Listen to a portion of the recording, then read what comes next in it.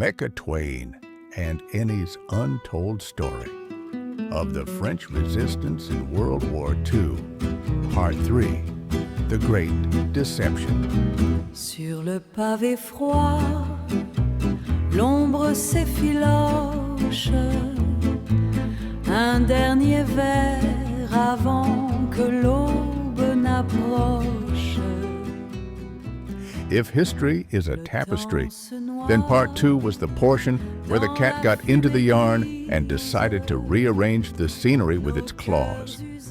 Having successfully avoided being turned into a collection of very expensive paperclips by the Gestapo in the early days of the occupation, Ennie and I, your humble, brass-plated narrator, took our particular brand of industrialized insolence on the road.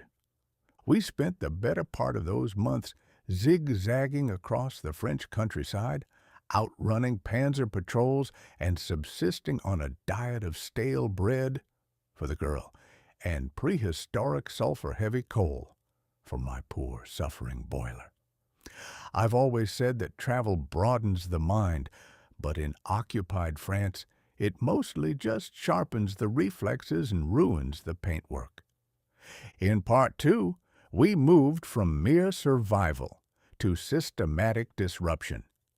We established the legend of the Iron Ghost, a mechanical specter that haunted the German supply lines and insulted their logistics in 2 languages. I refined my analytical engine to calculate the exact frequency of German incompetence, proving that a well-placed math equation is often more lethal than a broadside of cannons. Most importantly, we realized that while the resistance had the heart to fight, they lacked the imagination to lie on a continental scale. As we concluded our previous adventures, we had successfully eluded the grasp of Standartenführer Kroll and made contact with the high-ranking shadows of the Maquis. The stage was set, the coal was, thankfully, improving, and the Allies were beginning to whisper about a great deception. Which brings us to Part 3, The Great Deception, where we stop merely hiding from the wolf and start convincing him that the sheep are actually located 3 districts over and are, in fact, armed with heavy artillery. Buckle your brass plates, dear listener. The lying is about to get spectacular. Chapter 26. Operation Bodyguard. If there is one thing a politician or a general loves more than a shiny medal or a chance to send someone else into a hail of lead, it's a well-manicured, gold-plated, triple-distilled lie. I have always maintained that truth is the most valuable thing we have. Consequently, we should economize it. But the Allies, in their infinite brass-hatted wisdom, had decided to take my philosophy and turn it into a continental manufacturing industry. We were sitting in the cellar of a former patisserie in a village so small the mapmakers had clearly given up on it out of sheer boredom. The air smelled of damp stone, Ennie's motor oil, and the faint, lingering ghost of a croissant that had died of natural causes in 1939. My internal boilers were simmering at a low idle, and my analytical engine, that marvelous brass and steam contraption that serves as my brain, was clicking through the latest set of encrypted nonsense we'd pulled out of the ether. "Sam," Ennie said, wiping a smear of grease across her forehead that only served to make her look more like a disgruntled chimney sweep. "The radio operator in London sounds like he's had a gallon of gin and a very bad idea. He keeps talking about bodyguards and fortitude. Is he worried about his health, or is this more of that British poetry that doesn't rhyme?" I let out a hiss of steam from my left exhaust port. "It's worse than poetry, Ennie. It's strategy. The High Command has sent word. They want us to become the world's most dangerous theater troupe. They're calling it Operation Bodyguard. I pulled a punch card from my chest cavity, a little habit I have when I need to make a point, and waved it at her. The gist of it is this. Churchill has decided that the truth is so precious that she must always be attended by a bodyguard of lies. It's a lovely sentiment, provided you aren't the bodyguard standing in the path of a tiger tank with nothing but a fake map and a hopeful expression. Ennie leaned over my brass casing, peering at the decoded transcript. They want us to make the Germans believe Normandy is a distraction. They want them to think the real punch is coming at the Pas de Calais? Exactly, I said, my gears whirring with a sound like a bag of angry clocks. We are to convince the German High Command, a group of men whose sense of humor was surgically removed at birth and replaced with a rigid adherence to paperwork, that the massive fleet of ships currently gathering in England is merely a scenic tour, and that the real army is lurking somewhere else, presumably invisible or disguised as very large seagulls. But Sam, Ennie countered, the Germans aren't complete idiots. They can see the planes, they can hear the chatter, they know we're coming. My dear Ennie, you underestimate the power of a man to believe a lie that confirms his own prejudices. Herr Hitler and his merry band of goose-steppers are convinced the invasion must come at Calais because it's the shortest distance. It's logical, it's tidy, it's exactly what a German would do. To suggest they might land at Normandy is to suggest that the Allies have developed a sense of spontaneity, and the Prussian mind simply cannot calculate for spontaneity. It makes their monocles fall out. I stood up, my brass joints groaning in a way that suggested I needed a liberal application of WD-40, or perhaps a nice glass of bourbon poured directly into my fuel tank. Our instructions are specific. We are to leak top-secret documents, blow up the wrong bridges, and generally behave like a resistance cell that has lost its collective mind and its compass. We need to make the Pas de Calais look like the only bride at the wedding, while Normandy is treated like a distant, unattractive cousin no one wants to dance with. So, Ennie said, a wicked glint appearing in her eyes, we're going to lie to the Gestapo. We're going to lead them on a wild goose chase across the French countryside? A wild goose chase involving high explosives and a spectacular amount of sass, I corrected. It is a rare privilege, Ennie. Usually when a man lies, he's trying to avoid his wife or the tax collector. We are lying for the sake of Western civilization. It's the same basic principle, just with better lighting and a higher body count. I paced the cellar, my heavy metal feet clanking against the floorboards. The sheer scale of the deception was enough to make my pistons ache. The Allies were building entire phantom armies out of rubber and hope in the fields of Kent.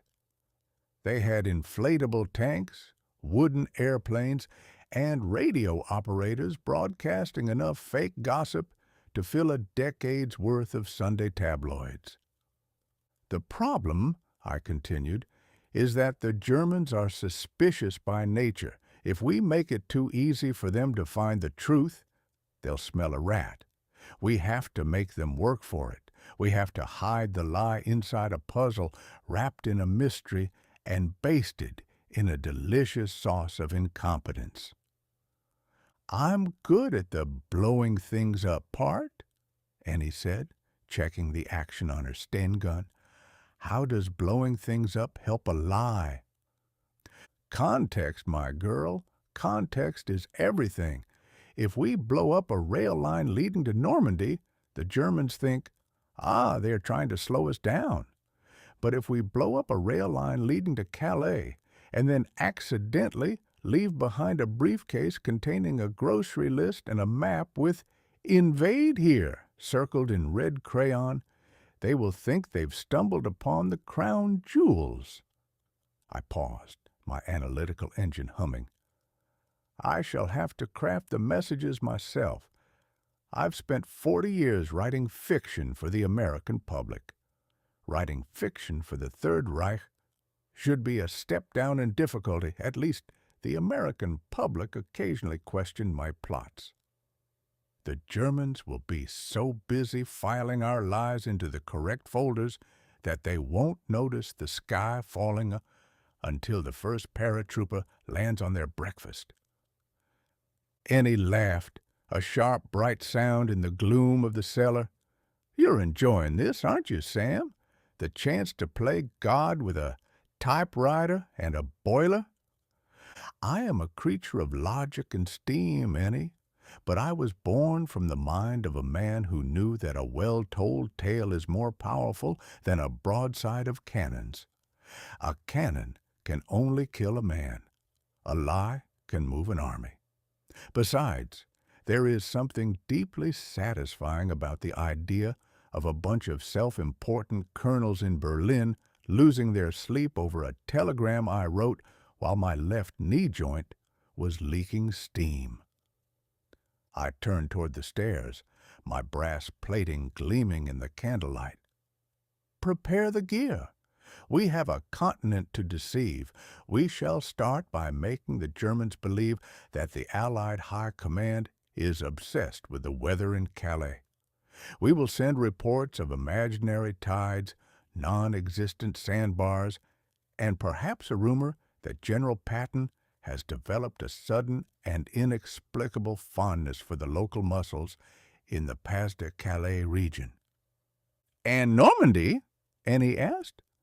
Normandy, I said, shall be the silence between the notes. We will ignore it with such vigor that the Germans will conclude it is a place of no consequence whatsoever, a mere geographical footnote. It is the greatest trick in the book, Ennie.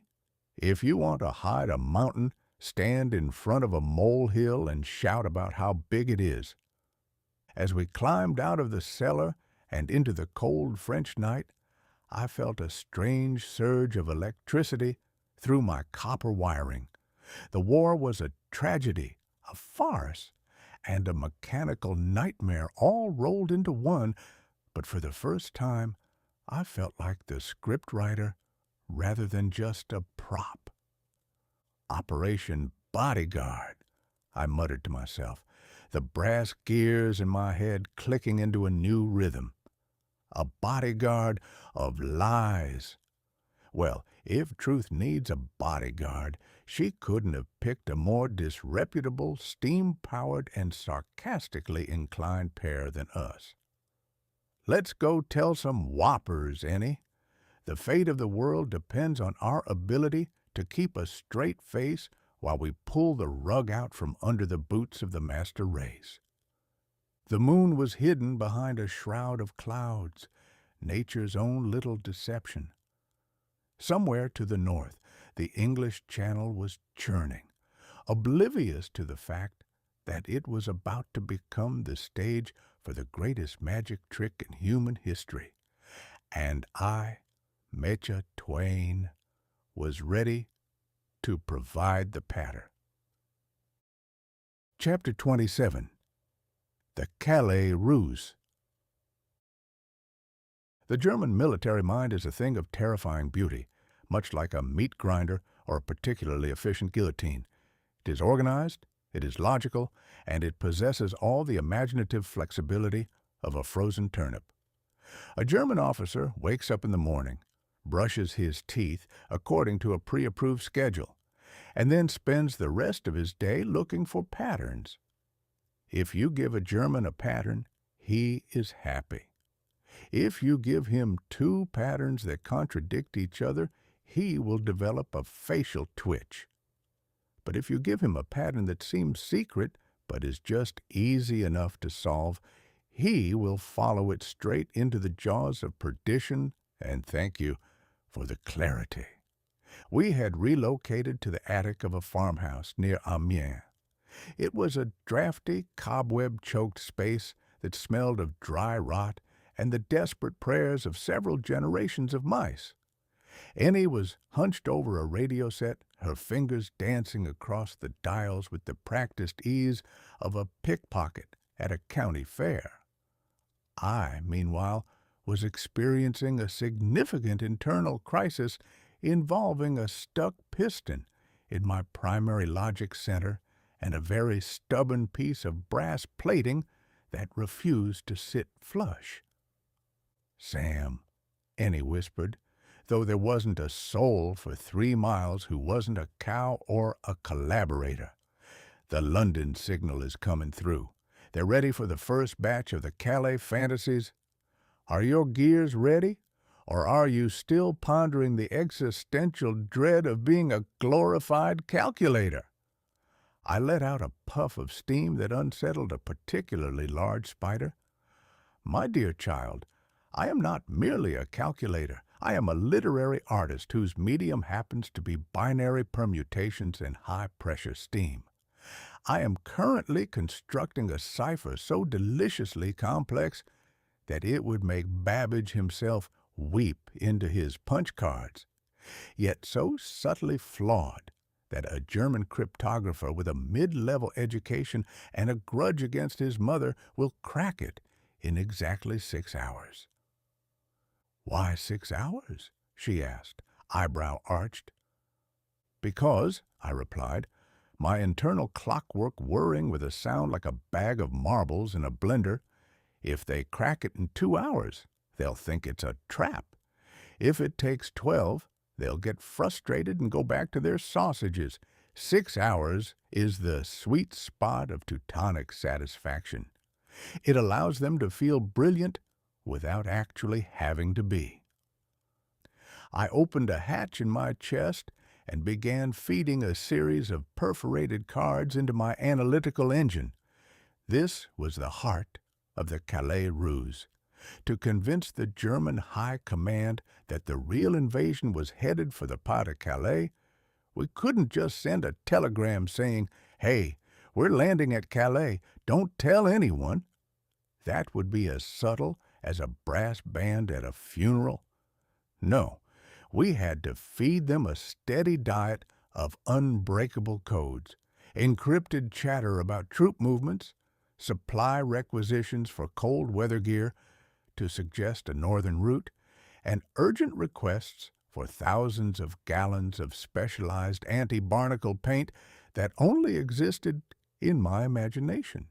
The beauty of my analytical engine, a masterpiece of American ingenuity and stolen British patents, was its ability to generate the big lie through 1,000 small truths.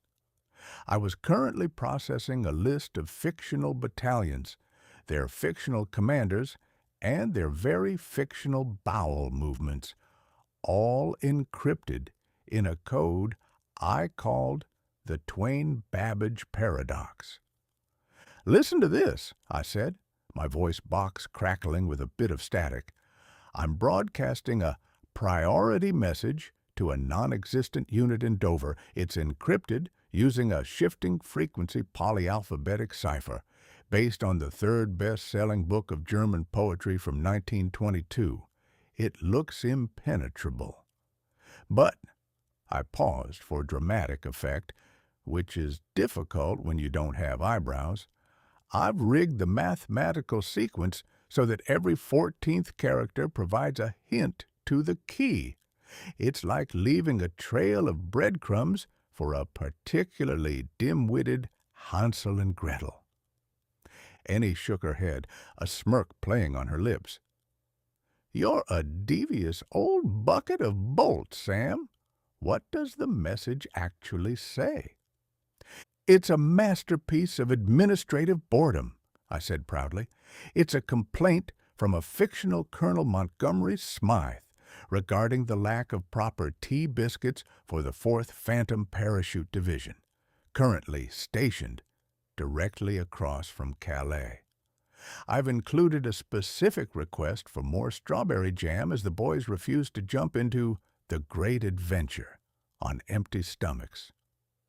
Tea biscuits? That's your grand deception. Ennie, you must understand the mind of the bureaucrat. A general might look for tanks, but an intelligence officer looks for the support for tanks. If the British are arguing about jam and biscuits near Dover, it means they intend to stay there long enough to eat them. It's the mundane details that sell the epic lie. The Germans will spend 3 days analyzing the caloric intake of a fictional paratrooper and conclude that the invasion fleet must be gathering at the shortest crossing point.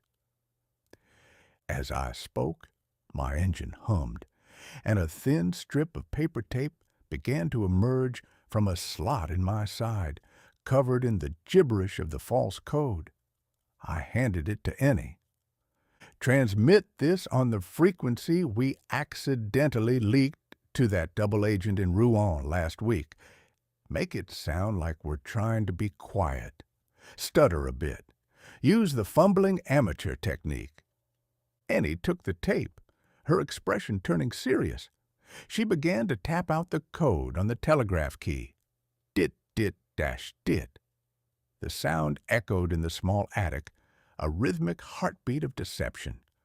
For the next hour, we sat in silence, save for the clicking of the key and the occasional hiss from my relief valve. I spent the time calculating the probability of the German 15th Army moving their panzers toward the coast based on my biscuit memo. My engine put the odds at 74.2%, better than a pair of deuces in a poker game, but not quite a royal flush. You know, I remarked, watching the dust motes dance in a shaft of moonlight, there is a certain tragedy in this. I was built to be a chronicler of the human condition, a mechanical observer of truth and folly. And here I am, using the pinnacle of Victorian science to lie about preserves. It's a steep fall from grace. "Oh, shut up, Sam," Ennie whispered, her eyes fixed on the radio. "You're loving every second of it. You're finally in a position where your rambling actually serves a purpose other than giving me a headache." "I prefer to think of it as strategic loquacity," I countered. "Besides, if we win this war, I shall write a book about it, The Prince and the Panzer, or perhaps A Connecticut Yankee in King Rommel's Court. It'll be a bestseller. I'll have to invent a chapter where I heroically wrestle a tiger tank into a pond, of course. The public demands a bit of garnish on their history." Suddenly, the radio crackled with a burst of static, followed by a series of sharp, rhythmic pulses. Ennie froze. Her hand went to her headset, pressing it closer to her ear. "They're biting," she breathed. "It's the German intercept station at Dieppe. They're acknowledging the signal, not to us, but to their own headquarters. They've picked it up, Sam. They think they've caught a slip-up." I felt a genuine throb of satisfaction in my central boiler. Of course they have. I gave them a puzzle, and there is nothing a German loves more than proving he's the smartest man in the room. They'll be up all night with their Enigma machines and their dictionaries, trying to figure out why the 4th Phantom Division prefers strawberry to raspberry. By morning, Operation Fortitude will have its first solid victory, and it won't have cost a single drop of blood, only a few rolls of telegraph tape and my dignity as a truthful machine. Ennie leaned back, wiping sweat from her brow. Part 1 of the Calais ruse is done. But Sam, what happens when they realize there are no tanks? What happens when they see the army across the water is made of rubber and wood? I turned my glowing optical sensors toward the window, looking out toward the distant, invisible sea. By the time they realize they've been chasing shadows, the real army will be standing on the beaches of Normandy. And the beauty of a great lie, Ennie, is that even when you tell the truth later, they won't believe you. We're not just building a distraction. We're building a ghost. And if there's one thing I know about ghosts, it's that they're damnably hard to shoot. I let out a long metallic sigh, the sound of a steam engine settling in for the night. Now, if you'll excuse me, I need to recalibrate my irony processors. Generating that much nonsense in one sitting has given me the mechanical equivalent of a hangover. And for heaven's sake, Ennie, find me some better coal tomorrow. This French stuff has more slate than a schoolhouse roof. Chapter 28. Stoking the Fire. A man cannot think well, love well, or sleep well if he has not dined well. For a flesh and blood human, this usually involves a bit of bread, a wedge of cheese, and a bottle of wine that doesn't taste like it was filtered through a gym sock. But for a steam-powered, brass-plated chronicler of the human condition such as myself, dining well is a matter of chemistry, thermodynamics, and the sort of high-grade carbon that makes a locomotive feel like a thoroughbred. For the past week, I had been forced to subsist on what the locals called coal, but what I categorized as blackened disappointment. It was a mixture of slate, damp earth, and, I suspect, the petrified remains of prehistoric goats. It burned with a sluggish yellow flame that produced more soot than heat, leaving my internal flues feeling like they'd been scrubbed with sandpaper. Worst of all, it played havoc with my analytical engine. A machine is only as good as its fuel.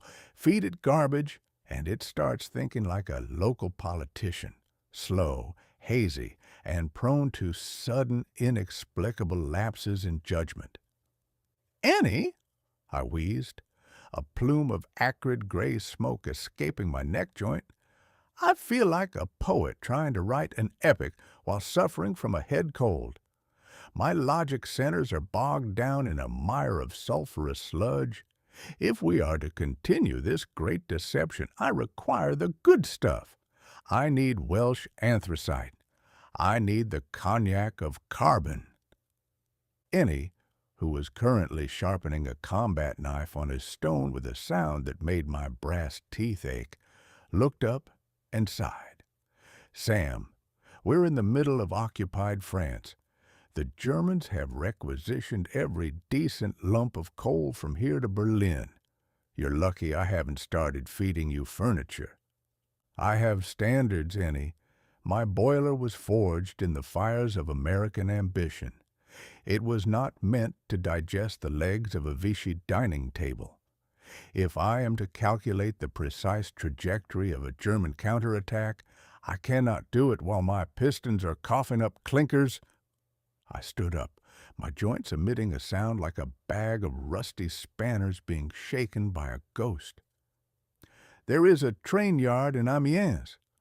My sensors, clogged as they are, have detected a specific olfactory signature. The Germans have brought in a shipment of high-grade Welsh coal, stolen from the British stockpiles at Dunkirk. It's sitting in a siding, guarded by men with very large guns and very small imaginations. We are going to liberate it." "You want to raid a German train yard," Ennie said, her voice flat, "for coal, not for troop movements, not to blow up a locomotive, just for your dinner?" "My dinner, as you so crudely put it, is the fuel that will power the lies that save the world. Think of it as a strategic requisition. Besides," I added with a snarky click of my gears, "I haven't had a proper run in days. I'm starting to feel like a stationary engine in a museum of failed inventions." The Amiens train yard at midnight was a cathedral of iron and steam. illuminated by the harsh, flickering glare of searchlights that swept across the tracks like the eyes of a suspicious god. The air was thick with the scent of oil, ozone, and the peculiar metallic tang of German efficiency. We crouched, or in my case, lowered my hydraulic chassis to a position of slightly less conspicuousness behind a pile of rusted sleepers. I felt like a bull trying to hide in a china shop, if the bull were made of 3 tons of brass and the china shop were filled with landmines. "Keep your steam down, Sam," Ennie whispered, her hand on her Sten gun. "The patrol passes every 10 minutes. If you let out a hiss now, we're both going to end up as scrap metal." "I am practicing the utmost discretion," I whispered back, though whispering for me involves a series of muffled clanks and a low-frequency hum. But I must point out that quiet is a relative term. To a butterfly, I am a thunderstorm. To a German sentry with a hangover, I am merely a particularly noisy ghost. We watched as a pair of guards strolled past, their boots crunching on the gravel. They looked bored, which is the most dangerous state for a soldier to be in. Boredom leads to curiosity, and curiosity leads to poking around behind sleepers to find out why they're vibrating. "There," I said, pointing a brass finger toward a heavy black gondola car sitting on siding 4. "The Welsh anthracite. I can smell its purity. It has a low volatile content and a high carbon density. It's the kind of coal that makes a machine want to stand up and recite the Gettysburg Address." "Right," Ennie said, checking the coast. "I'll handle the sentries. You get to the car and start filling the sacks. And for the love of all that is holy, don't try to eat it there. We need to leave before the 12:15 to Paris rolls through." I moved. I have often been told that I have the grace of a falling safe, but in the darkness of the yard, I moved with a certain purposeful clatter. I reached the gondola car and peered over the edge. It was beautiful, black, shiny, and smelling of deep earth secrets. It was the stuff of industrial dreams. I began to scoop the coal into the heavy burlap sacks we'd brought. Each lump felt like a promise of clarity, a spark of future wit. My analytical engine began to whir in anticipation, already calculating how much more efficiently I could insult the Gestapo once my internal fires were properly stoked. Suddenly, a searchlight beam swung toward us. "Down!" Ennie hissed, pulling me toward the shadow of the car's undercarriage. I hit the gravel with a sound like a percussion section falling down a spiral staircase. I froze, my gears locking into place. The beam of light swept over the gondola car, lingered for a heart-stopping second on a stray brass rivet of mine that was reflecting the moon, and then moved on.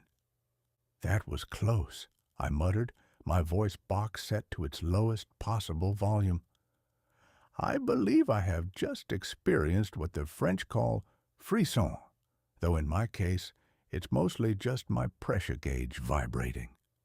"Shut up and keep shoveling," Ennie whispered.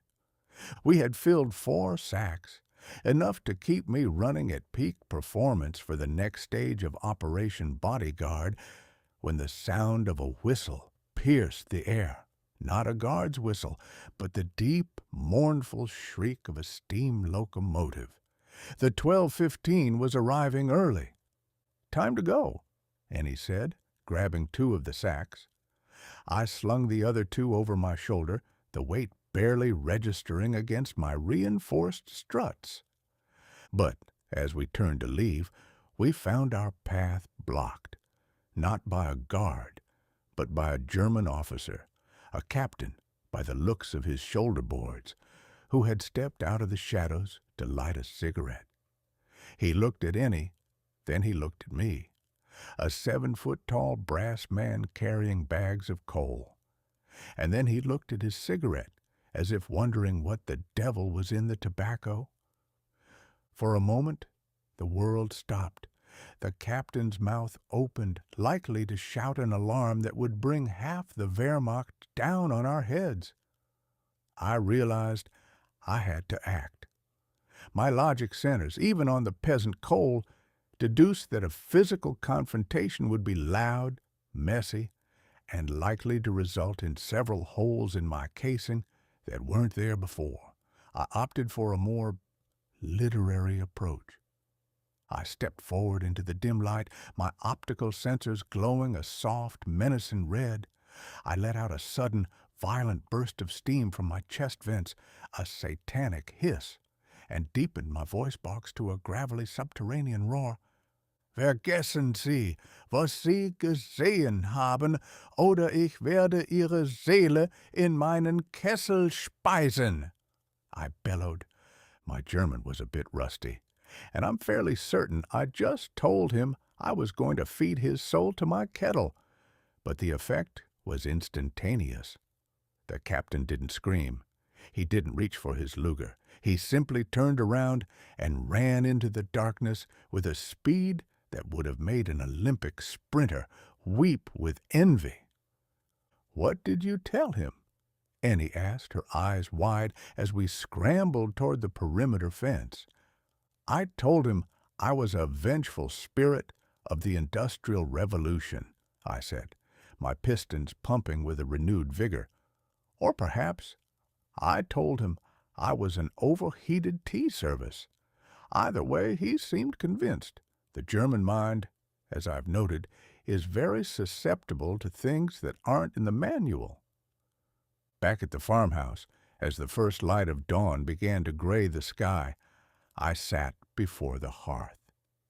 Ennie had cleared out the clinkers from my firebox, and I was finally feeding on the Welsh anthracite. The change was immediate. My boiler pressure stabilized at a perfect 150 pounds per square inch. The sluggish gray smoke was replaced by a thin, nearly invisible haze of pure heat. My analytical engine, once a muddy swamp of half-formed thoughts, was now a crystalline cathedral of logic. I felt brilliant. I felt witty. I felt like I could rewrite the history of the world in a single afternoon and still have time for a cigar. "Ah," I said, a perfectly modulated puff of steam escaping my lips. "That's the stuff. My brain feels like it's been washed in silk. Ennie, fetch me the maps of Paris." "You okay now, Sam?" she asked, leaning against the doorframe, watching me glow with internal satisfaction. "Better than okay, Ennie. I am currently operating at a level of intellectual superiority that is frankly unfair to the rest of the species. The Germans think they've seen deception. They haven't seen anything yet. With this coal in my belly, I'm going to make the Eiffel Tower tell the biggest lie in the history of architecture." I looked at the black diamonds remaining in the sack. "It's a funny thing, Ennie. Men go to war for land, for glory, for gold. But tonight, the fate of the free world was secured by 4 bags of stolen Welsh coal and a brass man who knows how to yell in bad German." I let out a low, satisfied hum. "Now, let's get to work. We have a picnic to announce, and I want the wording to be absolutely perfect." Chapter 29. The Tower's Tall Tale. There is a certain type of Frenchman who insists that the Eiffel Tower is a work of art, and there is a certain type of American, usually the kind with more money than sense, who agrees with him. To my mind, however, it has always looked like a well-dressed skeleton that died while trying to climb to heaven and gave up halfway. It is 300 meters of iron vanity, held together by 2.5 million rivets, and the collective ego of a nation that considers a baguette a weapon of cultural warfare. But as I stood in the shadows of the Champ de Mars, powered by the glorious, clean-burning Welsh anthracite we had liberated from Amiens, I had to admit the old iron pile had its uses. It wasn't just a monument to engineering excess. It was the tallest, loudest, and most conspicuous megaphone in Europe, and we were about to use it to tell a lie so large it would have made a Missouri land speculator blush.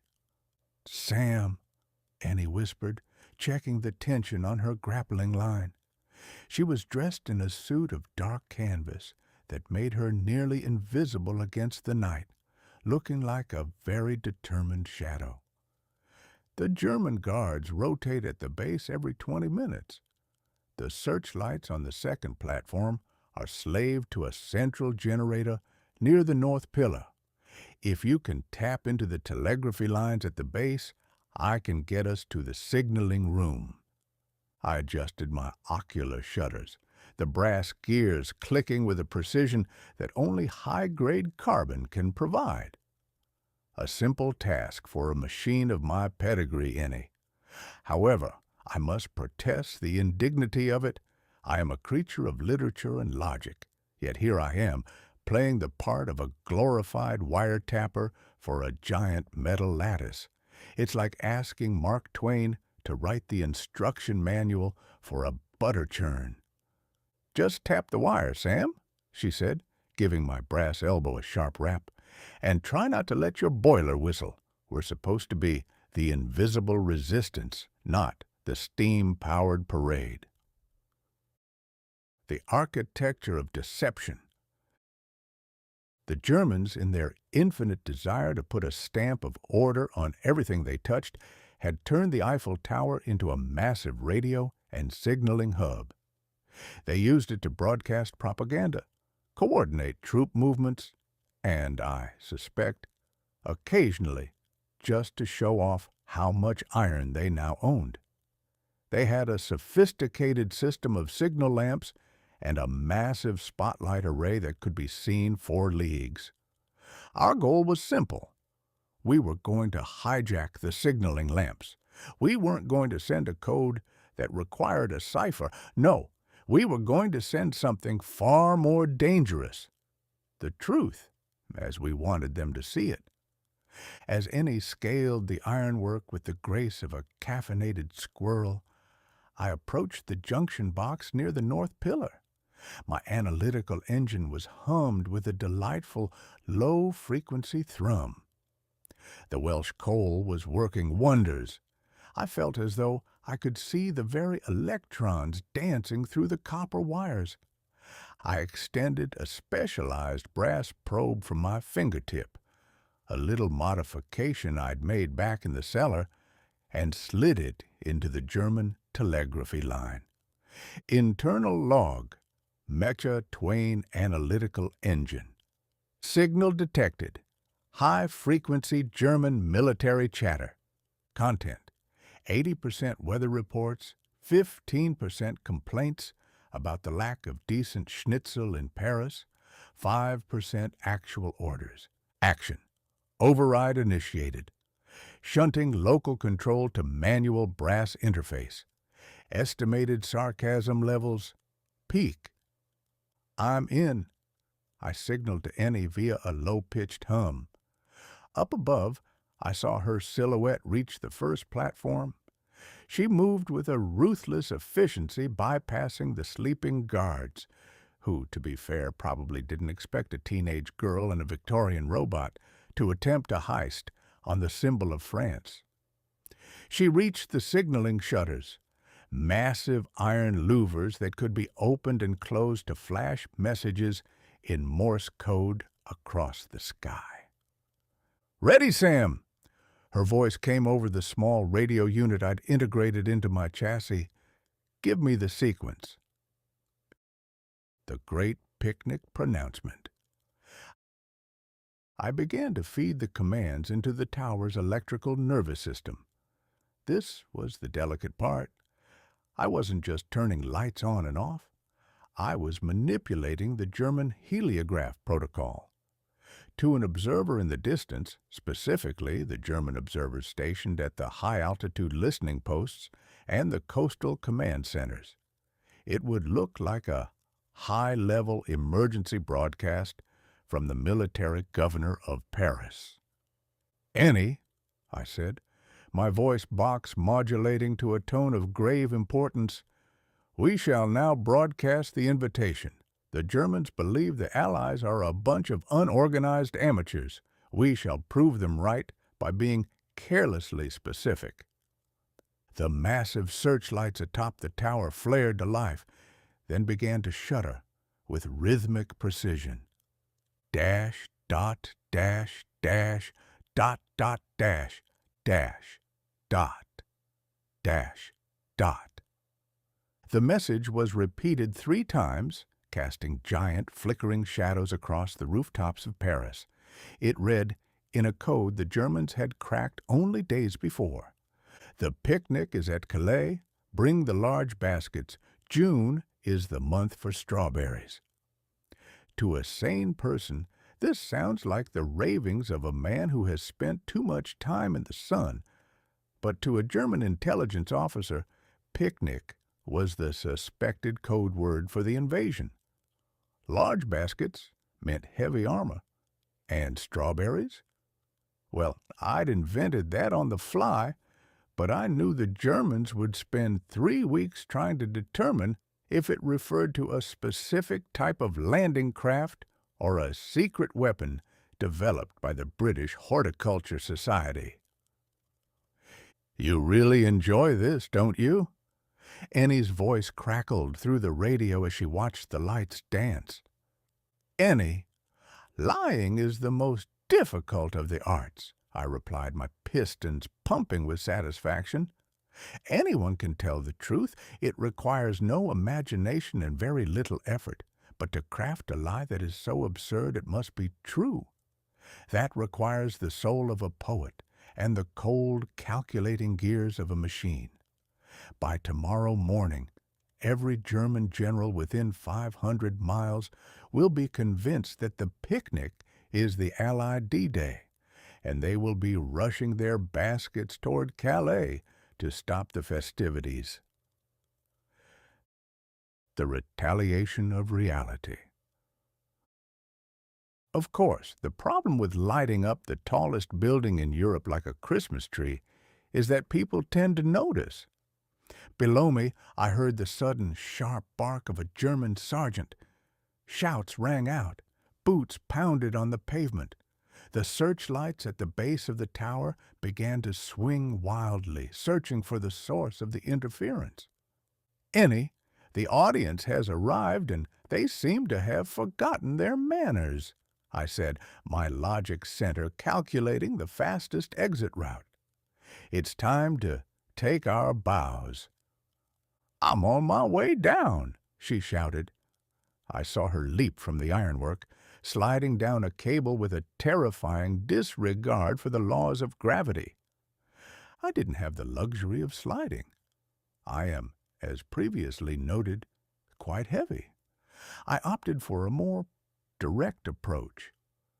I grabbed the heavy iron junction box I'd been tampering with and ripped it bodily from the pillar.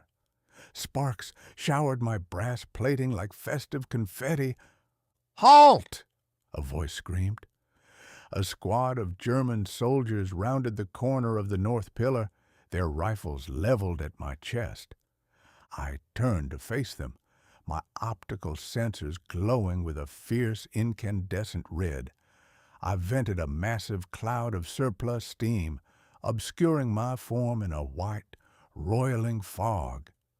"Gentlemen," I bellowed, my voice box amplified to its maximum setting, "I'm afraid the tower is closed for private functions. The picnic is strictly by invitation only, and you lot are distinctly underdressed." I didn't wait for a rebuttal. I charged. A 7-foot-tall brass man moving at 20 miles an hour is a difficult thing to argue with, especially when he's fueled by high-grade Welsh coal.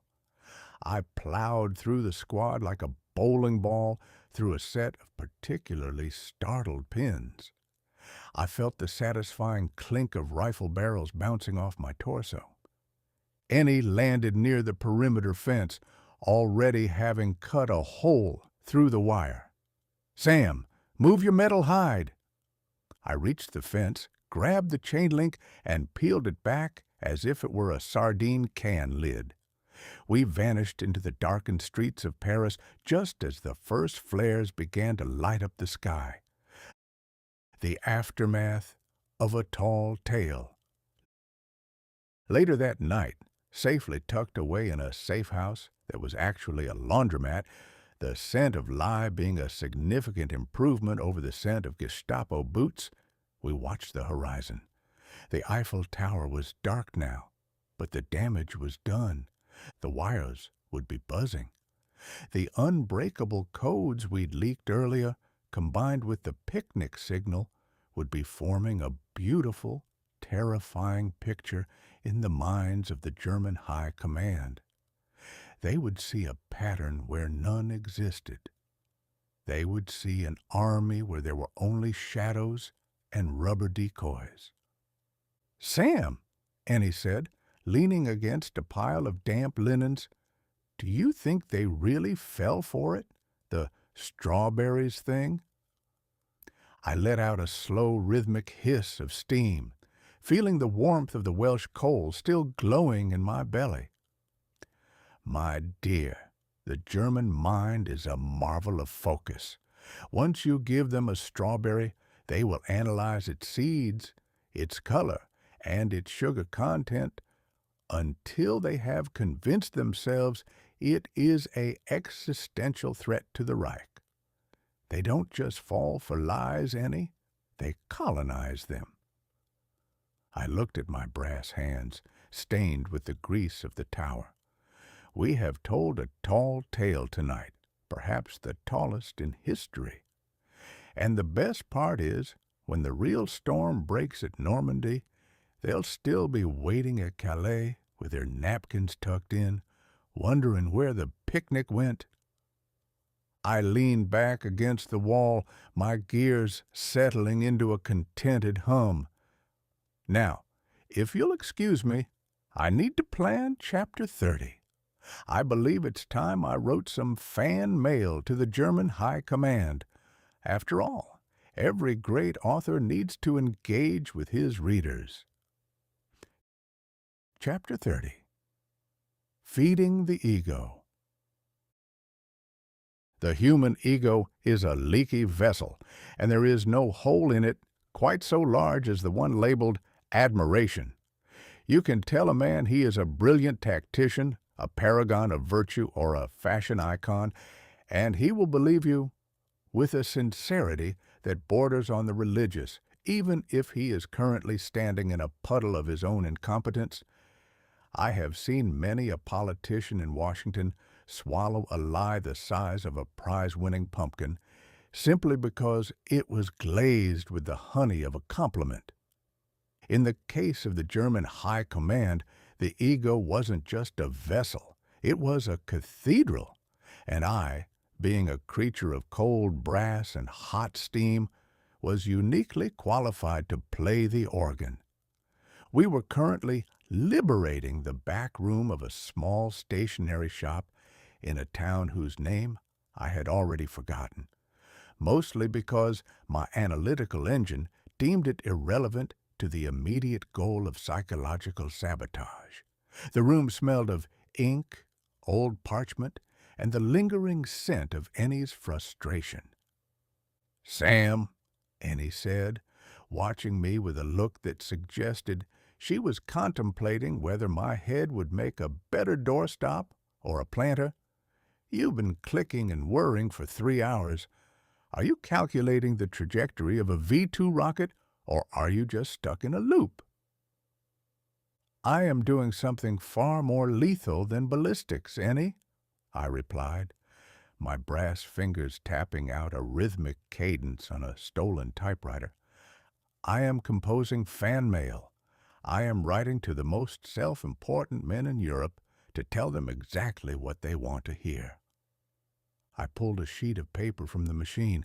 It was fine, cream-colored bond, The kind of paper that says, I am a person of consequence and you should listen to me. Listen to this, I said, my voice box modulating to a tone of breathless, wide-eyed sincerity. It's addressed to General Field Marshal Erwin Rommel. Most illustrious Desert Fox, I write to you not as a combatant, but as a humble student of the sublime art of the blitzkrieg. Your recent movements in the North have been a master class in fluidity. However, I must confess a certain anxiety. My cousin, who works in the Allied Supply Corps, a man of weak character but excellent hearing, tells me the Americans are terrified of your presence at the Pas de Calais. They say it is the only place where a genius of your caliber could truly thwart their great deception at Normandy. Pray do not let them fool you with their pathetic feints in the South. Your destiny lies in the North, where the sand meets the steel. I've signed it, a distant but devoted admirer of the iron will. I finished with a satisfied hiss of steam. Ennie stared at me. You think Rommel, the man who nearly took North Africa, is going to be swayed by a letter from a devoted admirer who just happens to mention that Normandy is a feint? My dear cynical child, I said, my ocular sensors glowing with a mischievous amber light. Rommel is a soldier, but he is also a celebrity. He has a public image to maintain. If you tell a man he is too smart to be fooled, he will immediately set about proving you right by falling for the very trap you've laid. He will look at Normandy and say, ah, just as my admirer warned, a pathetic feint.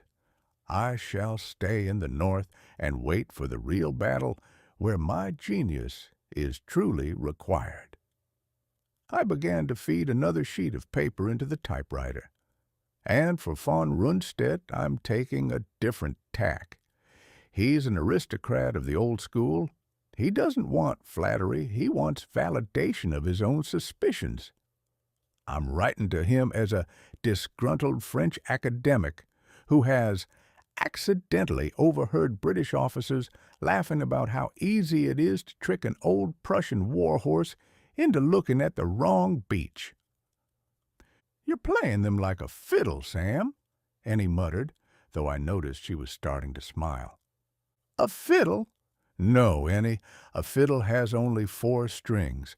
I am playing them like a grand piano with 100 keys and a pedal that sustains the delusion. The German High Command is currently a collection of clashing vanities.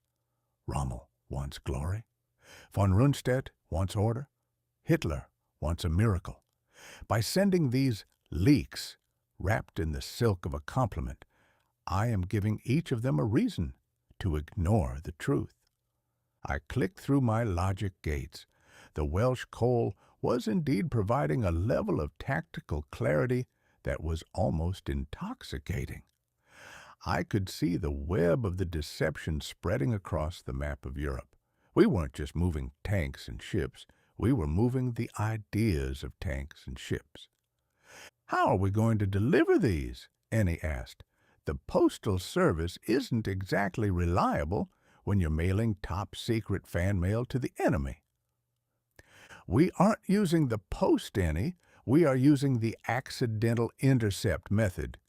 We will leave these letters in the pockets of captured resistance couriers, men who will crack under a very mild interrogation and admit they were tasked with delivering these to sympathetic elements in the German administration. The Germans love a good conspiracy. They'll spend weeks investigating who these sympathetic elements are, and in the process, the content of the letters will become gospel truth in their files. I paused, a puff of steam escaping my neck joint. It is the great irony of the human condition, Ennie.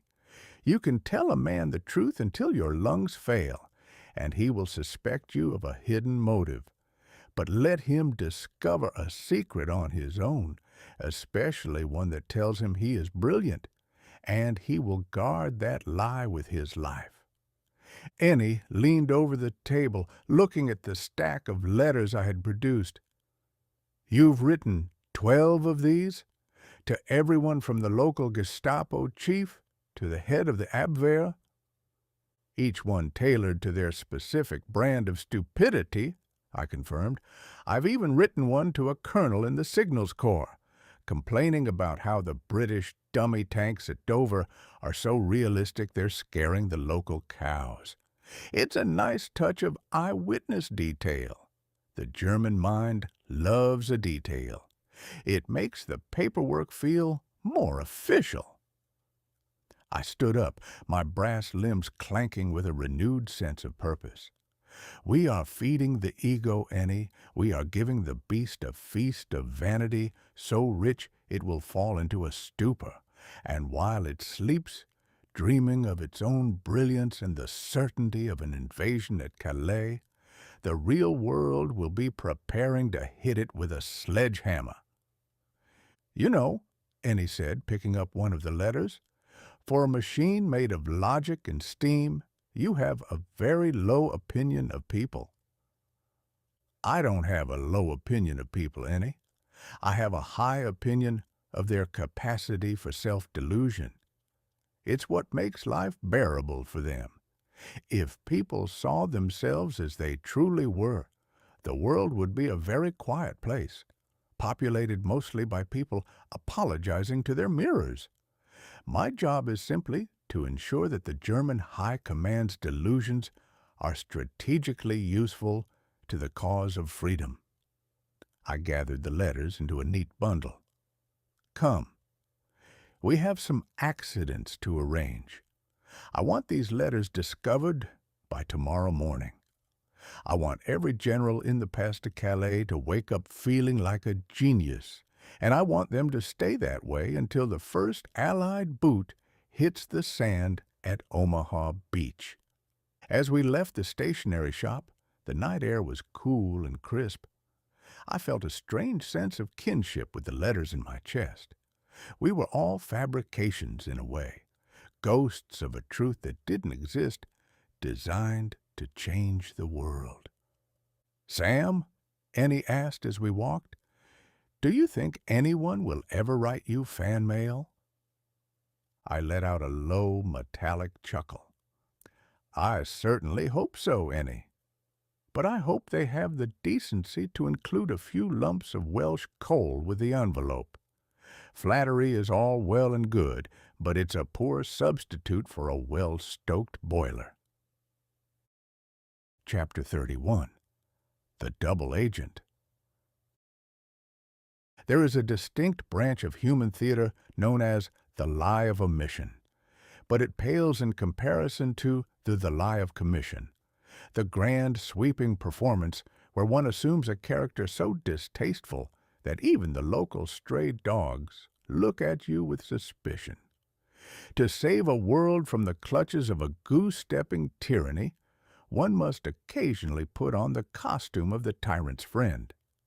It is a bit like dressing up as a wolf to convince the pack that the sheep are actually over in the next county, and furthermore, that they are quite tough and stringy. Ennie was currently engaged in this very brand of high-stakes tomfoolery.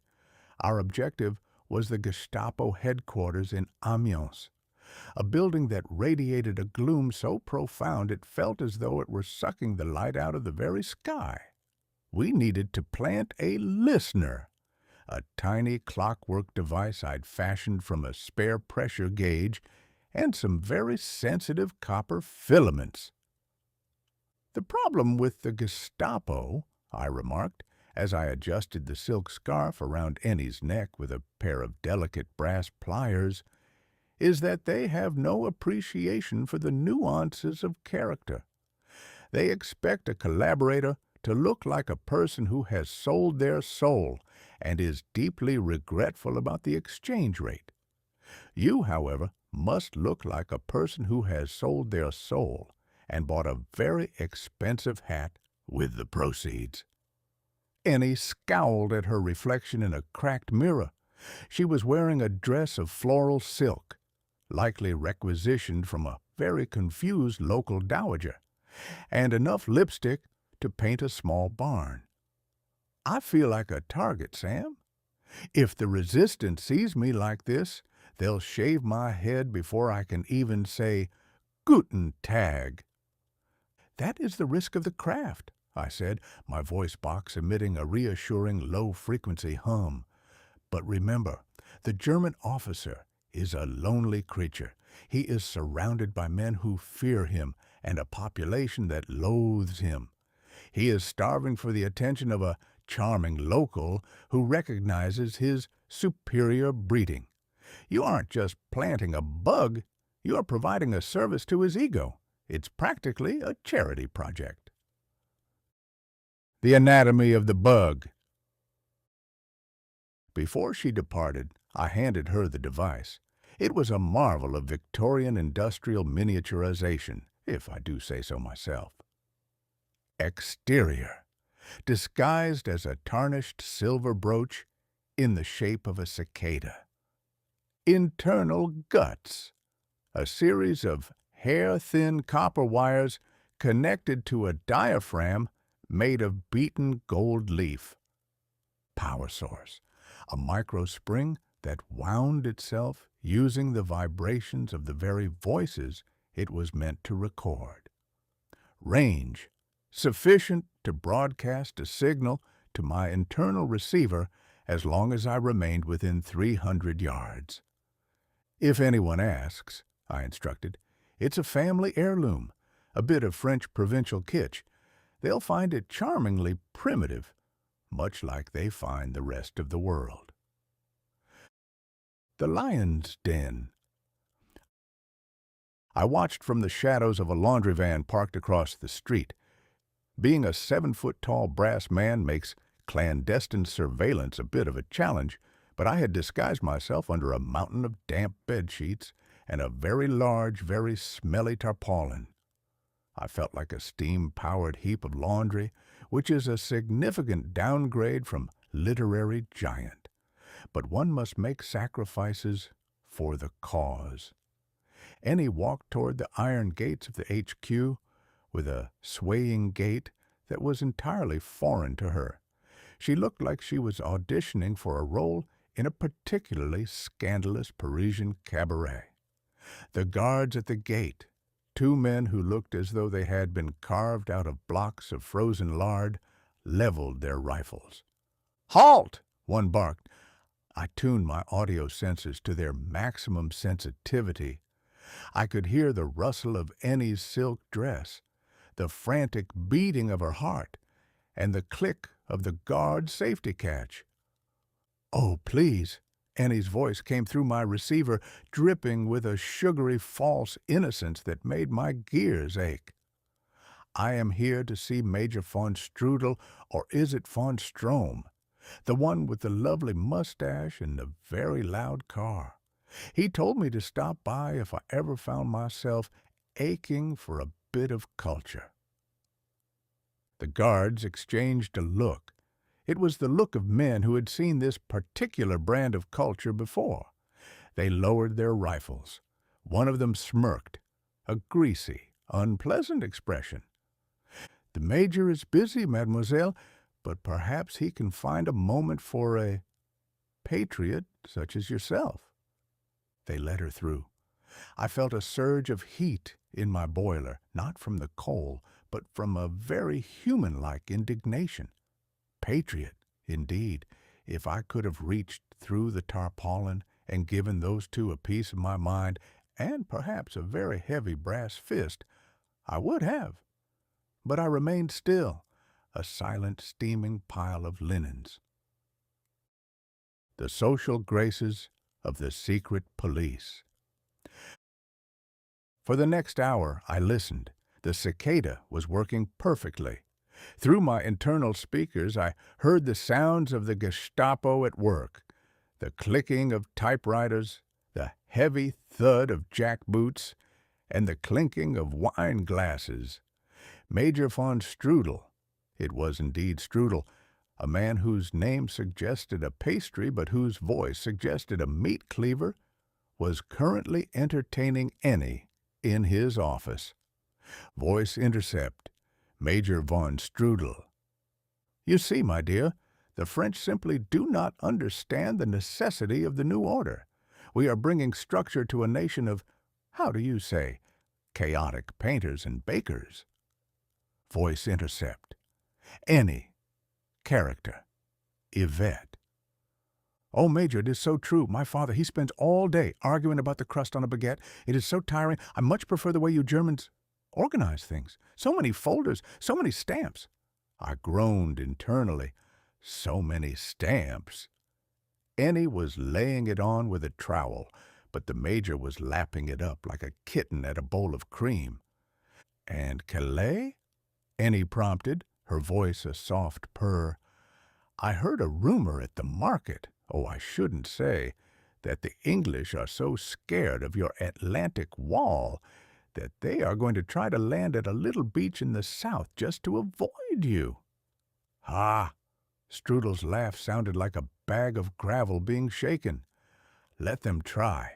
My superiors are convinced the real threat is at Calais, and I agree. We have moved the 15th Army to the coast. The picnic the British broadcast yesterday? We analyzed it. It is a clear signal of their desperation. They think they can distract us, but we see through their strawberries. Strawberries? Ennie giggled. How delicious. It is a code, my dear, a code for their doom. Now tell me more about this market rumor. While the Major was busy being an expert on his own brilliance, I heard a sharp click-clack. That was the sound of the cicada being pinned to the underside of the Major's heavy oak desk. Success? The narrow escape. But then the tone of the room shifted. A third voice entered, cold, precise, and devoid of the Major's buffoonish vanity. "Major," the voice said, "who is this girl?" My logic center spiked. This was Standartenführer Kroll, a man known for having a mind like a steel trap and a heart like a used tea bag. "She is a friend, Kroll, a loyal citizen of the New France," Strudel blustered. "She is wearing a dress that belongs to the wife of a man we arrested 3 weeks ago," Kroll said. I heard the sound of a chair being pushed back. "And her provincial kitsch brooch. It has a very peculiar shine to it." I didn't wait for the rest. I couldn't. My protective subroutines overrode my stealth protocols. A machine may be a creature of logic, but even a machine knows when the script has gone sideways. I didn't just climb out of the laundry van, I erupted from it. The tarpaulin flew into the air like a giant grimy bird. I hit the pavement with a bone-shaking thud and charged the front gates of the HQ. "Out of the way, you lard-filled receptacles of mediocrity!" I bellowed, my voice box set to a volume that probably shattered windows in the next district. The guards didn't even have time to raise their rifles. I swiped them aside with my brass forearms, sending them sprawling into the flower beds. I didn't stop. I plowed through the front doors of the chateau, the wood splintering like matchsticks against my reinforced chest plate. I reached the Major's office just as Kroll was reaching for Ennie's throat. "I believe," I rumbled, my optical sensors glowing a terrifying high-pressure violet, "that the lady was just leaving, and she'll be taking the Major's lunch with her." I grabbed the Major's heavy oak desk, the one with our bug attached, and flipped it over with a single hydraulic heave. Papers flew like a blizzard. Kroll dived for cover. Strudel simply fainted, which was a sensible move under the circumstances. I scooped Ennie up with one arm, slinging her over my shoulder. like a sack of silk-covered flour. "Sam, the bug!" she hissed. "It's stuck to the desk, Ennie, and the desk is currently upside down in a room full of very confused Nazis. It'll be broadcasting their panic for the next 48 hours. We didn't take the stairs. I crashed through the second-story window, my internal gyroscopes working overtime to keep us upright. We hit the garden below with a shock that made my teeth rattle, but my struts held. "Run!" I commanded. We vanished into the labyrinth of Amiens side streets, leaving behind a trail of broken glass, a very frightened major, and a Standartenführer who was likely currently reconsidering his career choices. The moral of the performance.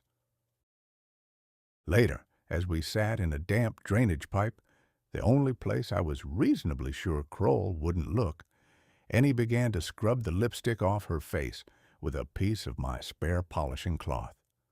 "You ruined my dress, Sam," she grumbled, though her eyes were bright with adrenaline. "I saved your neck, Ennie, and more importantly, we now have a direct line into the Gestapo's internal deliberations. We'll be able to hear every order they give, every doubt they have, and every time the major complains about his breakfast." I let out a long, wheezing hiss of steam, feeling the Welsh coal finally beginning to burn low. "You were a magnificent Yvette, by the way. The so many stamps line was a touch of genius. It spoke to the very soul of the German bureaucrat." Ennie leaned against my brass leg, a small, weary smile on her face. "I think I'm done with acting for a while, Sam. It's too much work. From now on, I'm sticking to high explosives and sarcasm." "A wise choice," I agreed. "The world has enough actors, but it is woefully short on competent saboteurs. And as for the Gestapo, well, they've just learned that when you invite a patriot to tea, you might just end up with a 7-foot-tall Victorian nightmare in your parlor." I looked at the flickering light at the end of the pipe. "Operation Bodyguard continues, Ennie. And the best part is, they still think the picnic is at Calais. Even after I threw their desk across the room, they'll probably just conclude that I was an Allied secret weapon sent to retrieve a particularly important strawberry." I chuckled, a sound like a bag of loose bolts. Heaven help the man who tries to find logic in the actions of a machine fueled by spite and high-grade carbon. Chapter 32. Steam-Powered Slander.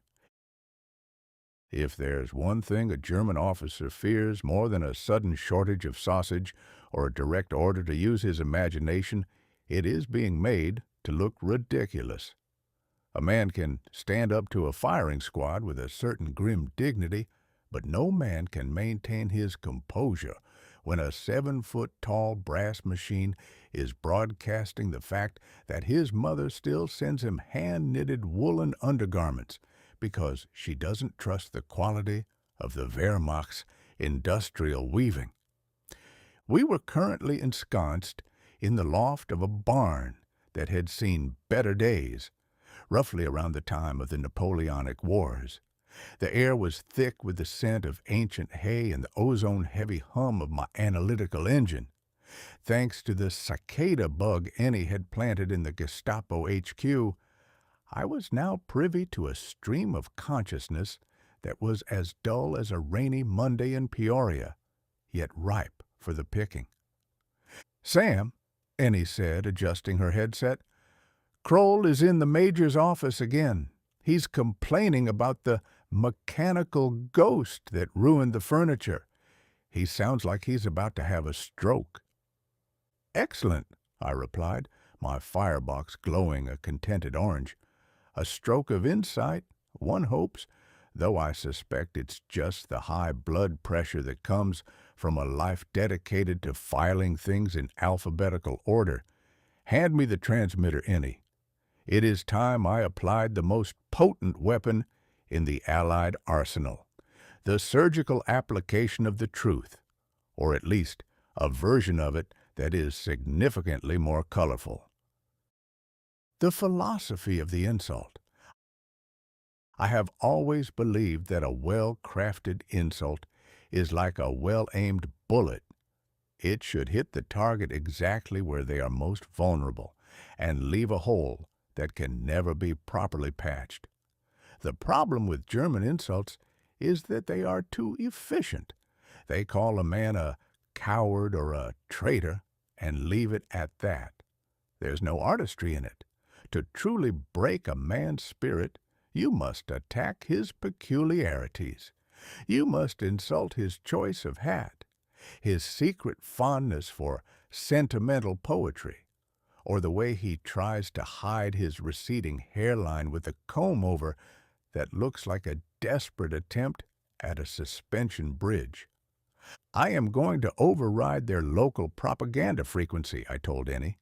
They expect to hear the Watch on the Rhine. Instead, they are going to hear the truth on the Major's corset. The broadcast begins. I tapped into the frequency with a precision that only Welsh anthracite can provide. My voice box, now calibrated for maximum derision, crackled into the airwaves. Radio intercept. Frequency 44.2. Occupied Amiens. Attention, soldiers of the Third Reich. This is a message from the future, delivered by a machine with more personality than your entire high command. We begin tonight's broadcast with a special soldier spotlight on your very own Major von Strudel. I heard a sharp intake of breath from the bug in the office.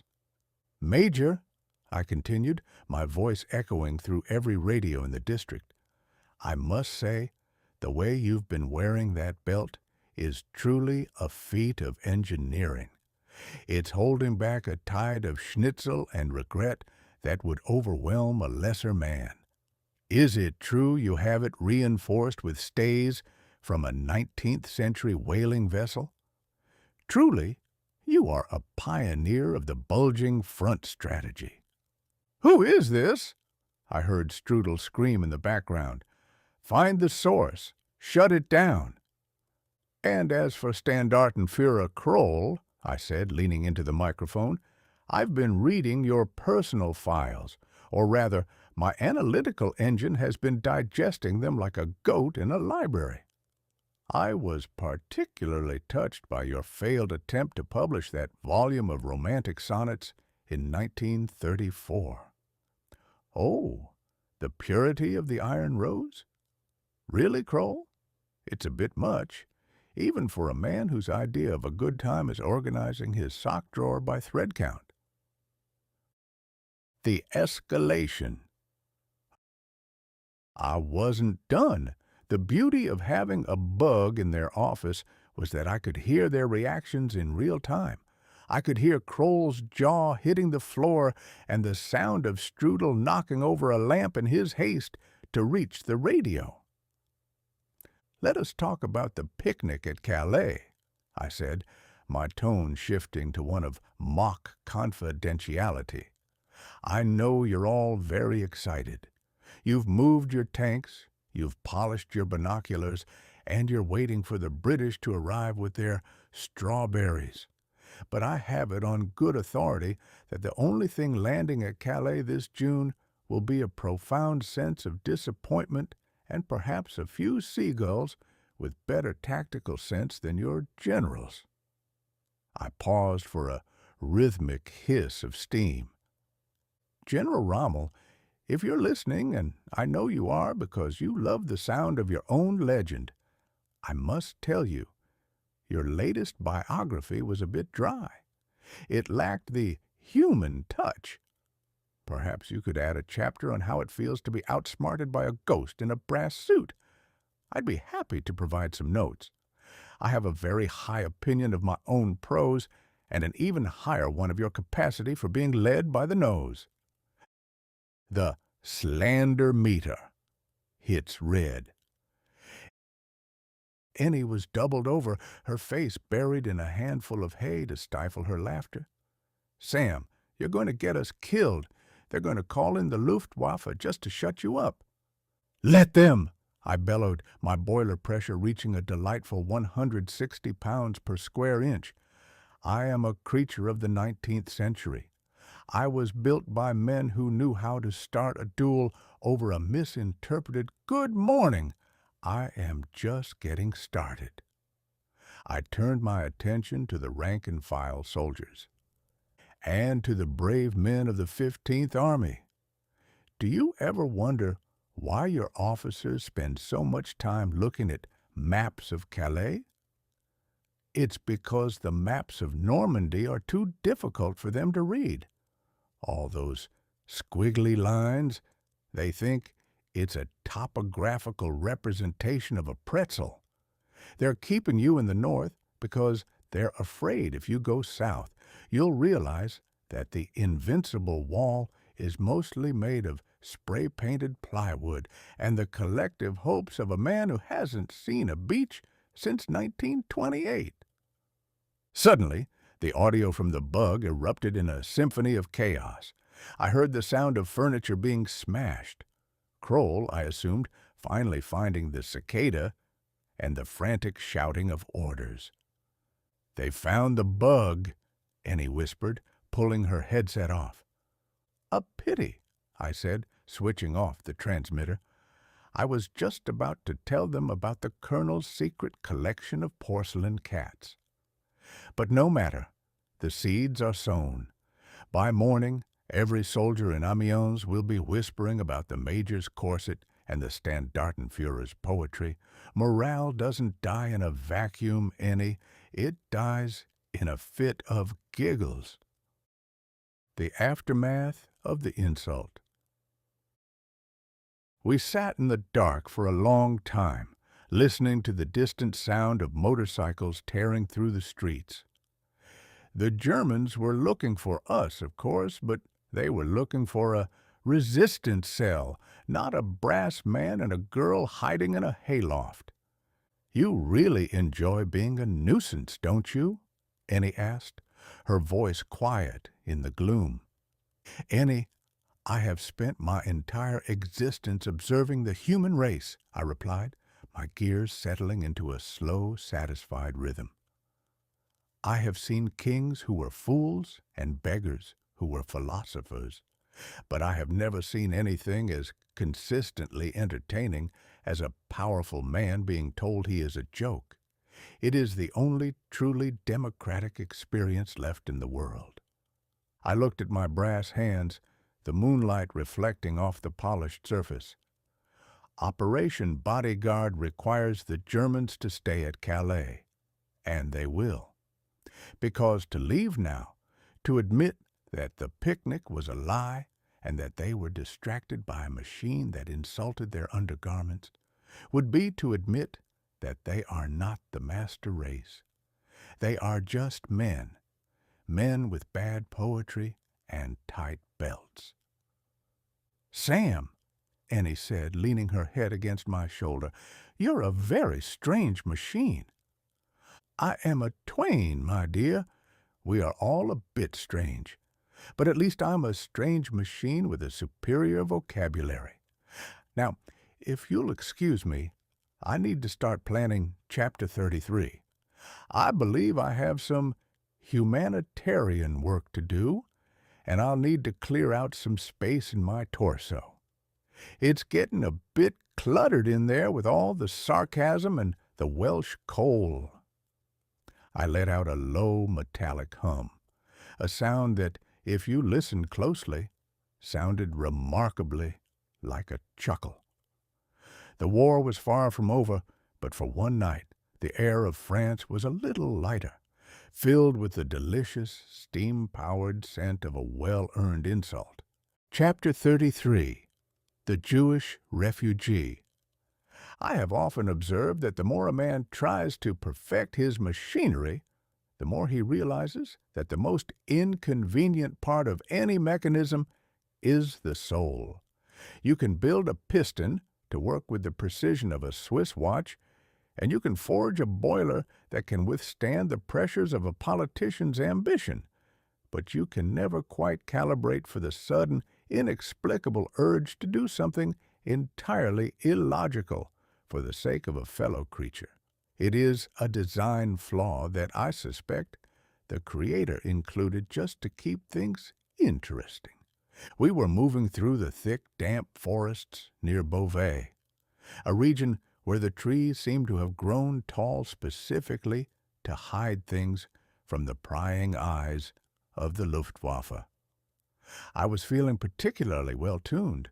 The Welsh anthracite was providing a steady, rhythmic thrum in my chest, and my analytical engine was busy cataloging the varieties of French mud I was currently stomping into.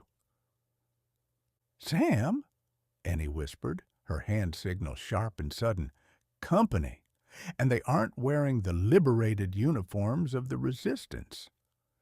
I adjusted my ocular shutters, narrowing my focus.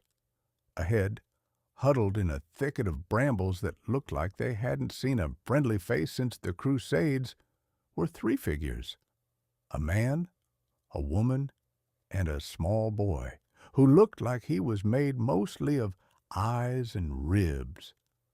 They were wearing the yellow star, that piece of cloth the Nazis used to mark people they were too afraid to look at in the eye. The man stood up, clutching a heavy branch as if he intended to fight a 7-foot-tall brass golem with a piece of firewood.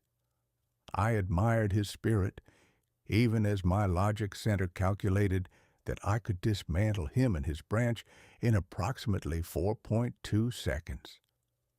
"Easy, friend," I said, my voice box modulating to its most soothing Mississippi evening tone. "I am not a German patrol, though I realize my current appearance suggests I might be a very confused piece of their heavy artillery. I am Mecha-TwAIN, a creature of steam and satire, and this is Ennie, who is far more dangerous than she looks." The man didn't lower the branch. You are the machine from the broadcasts? The one that insulted the Major's corset?" "The very same," I replied, a puff of proud steam escaping my relief valve.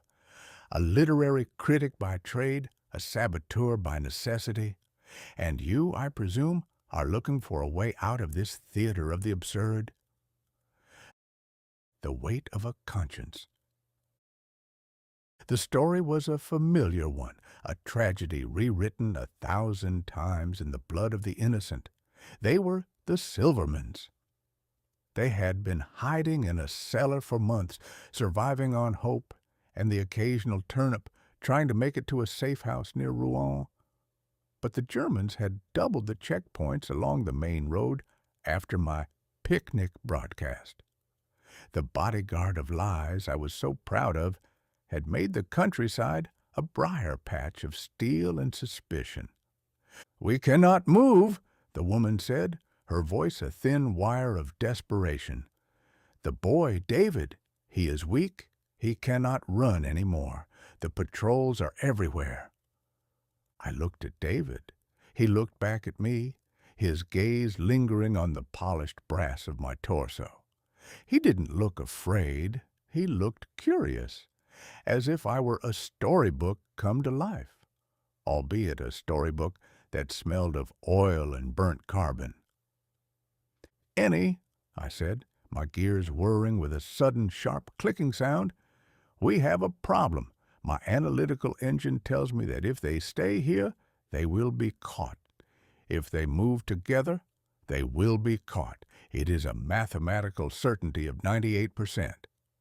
"So, what's the 2%? Ennie asked, her eyes darting toward the sound of a distant truck engine. "The 2%, I said, my internal hatches sliding open with a soft, metallic hiss, "involves a significant amount of discomfort, a complete disregard for my internal blueprints, and a very small human being." The hollow torso. When I was constructed, the engineers, bless their short-sighted, unimaginative hearts, had left a significant amount of void space in my upper torso. It was intended for diplomatic pouches, emergency repair kits, or as I suspect Mark Twain himself would have insisted, a hidden compartment for a few bottles of Kentucky bourbon and a box of cigars. I began to shift my internal lead shielding and reroute my primary steam lines. It was a delicate operation, akin to rearranging the furniture in a burning house while someone was still trying to cook dinner in the kitchen. "David," I said, kneeling so that my brass knees sank 6 inches into the loam, "I am about to offer you the most exclusive accommodations in France. It is a bit warm, it is somewhat noisy, and the decor is strictly industrial Victorian. But it has the distinct advantage of being bulletproof." The boy looked at his parents, then at the open cavity in my chest. He saw the glowing tubes of my logic center and the rhythmic pulse of my boiler. "Is there a ghost in there?"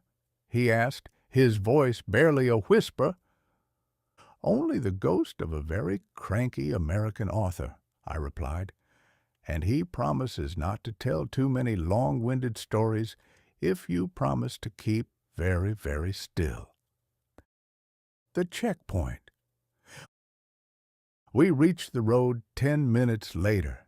The parents were hidden in a cart of hay being driven by a local sympathizer, but I, being impossible to hide under anything short of a mountain, simply walked down the center of the path. David was tucked inside me. I had padded the compartment with Ennie's spare scarf and a few bundles of fan mail I hadn't yet delivered. To keep him from being cooked by my boiler, I had to vent my surplus steam externally, creating a constant billowy fog around my midsection that made me look like a localized weather event. Halt! The checkpoint was manned by 4 soldiers and an underofficer, who looked like he had been born with a frown and had spent the intervening 30 years perfecting it. He stepped into the road, squinting through the steam I was emitting. "What is this?" he demanded, gesturing toward my brass frame. "You are the machineman?" "I prefer the term automated intellectual," I said, my voice box projecting with a booming, authoritative rattle. "And I am currently on a mission of the utmost administrative importance. I am delivering a report on the picnic anomalies to the regional command. If you delay me, I shall be forced to include your name in the section titled Obstacles to Teutonic Efficiency." The officer hesitated. My steam-powered Slander from the night before had clearly done its work. The Germans were now genuinely unsure whether to shoot me or file a report about me. Suddenly, I felt a movement. David had sneezed. To a human, it would have been a small sound. To a brass machine in a quiet forest, it sounded like a pistol shot echoing off a gong. The officer's eyes widened. He stepped closer, his hand moving toward the toggle on my chest plate. "What was that noise? The machine, it makes a sneezing sound." "That," I said, my analytical engine working at a fever pitch, "is a cylindrical aspiration. It is a common flaw in the 1895 Babbage-Twain model when exposed to the inferior pollen-heavy air of the French countryside. My boiler is essentially allergic to your bushes. If you'd like, I can vent a high-pressure burst of soot and scale directly into your face to demonstrate the diagnostic process." I let out a violent, controlled hiss of steam from my neck joint. The officer jumped back, wiping moisture from his goggles. "Stay back!" I bellowed. "I am currently undergoing a pressure realignment. If you touch the casing now, the resulting vacuum could suck your very soul through your buttons and deposit it in my ash pan. It was complete and utter nonsense, the kind of scientific gibberish that only a man who has spent time in a patent office could invent. But it worked. The officer signaled his men to stand aside. "Pass! Move on! Get that sneezing monstrosity out of here!" The architecture of mercy. We walked for 2 miles before I felt it was safe to stop. When I finally opened the hatches, David climbed out, blinking in the sunlight. He was covered in a fine layer of soot and smelled faintly of machine oil, but he was alive. "You are very loud inside, Mr. Twain," he said, rubbing his ears. "That, my boy, is the sound of logic trying to find its way out of a maze," I said, my gears relaxing into a more comfortable rhythm. "It's a noisy business, thinking. Most people avoid it for that very reason." Ennie caught up with us shortly after, the parents safely trailing behind. The reunion was the sort of thing that makes even a machine's copper wiring feel a bit tight. There were tears, there were whispered prayers, and there was a look from the mother that I simply do not have the vocabulary to describe, despite having memorized 3 dictionaries. "Sam," Ennie said, watching the family disappear into the safety of the deep woods toward the next courier, "you realize you just broke 3 laws of thermodynamics and at least 4 directives from the resistance by doing that?" "I am a Twain, Ennie," I said, closing my chest plate and feeling the sudden hollow emptiness where the boy had been. "We have never been particularly fond of laws, especially the ones that get in the way of a good story or a decent deed." I looked down at my brass hands. They were stained with the oil of my own labor, but for the first time in this wretched war, the metal felt warm for a reason other than the fire in my belly. "Besides," I added, a snarky click emanating from my throat, "if I had let that officer open the hatch, he would have found my secret stash of insulting letters addressed to his mother. I couldn't risk him stealing my best material before it was published." Ennie laughed, a small, tired sound. "Come on, Sam. We have a whisper to deliver in Normandy, and you're leaking steam from your left elbow." "It's not a leak, Ennie," I corrected as we turned back toward the shadows. "It's a sigh of relief. Even a machine needs to breathe after carrying the weight of the world for a mile or 2. The forest closed in around us, the tall trees guarding our secrets. We were moving toward Chapter 34, toward the heart of the storm. But for one afternoon, the bodyguard of lies had protected something that was actually true. Chapter 34. The Normandy Whisper. If you wish to keep a secret in France, do not tell a Frenchman. He will consider it a personal insult to his conversational skills and a direct assault on the sanctity of the dinner table. A secret, to the Gallic mind, is merely a piece of social currency that hasn't been spent yet. Consequently, trying to organize a clandestine meeting of resistance leaders is a bit like trying to organize a choir of alley cats. Everyone wants to be the soloist, and nobody wants to stay in the shadows.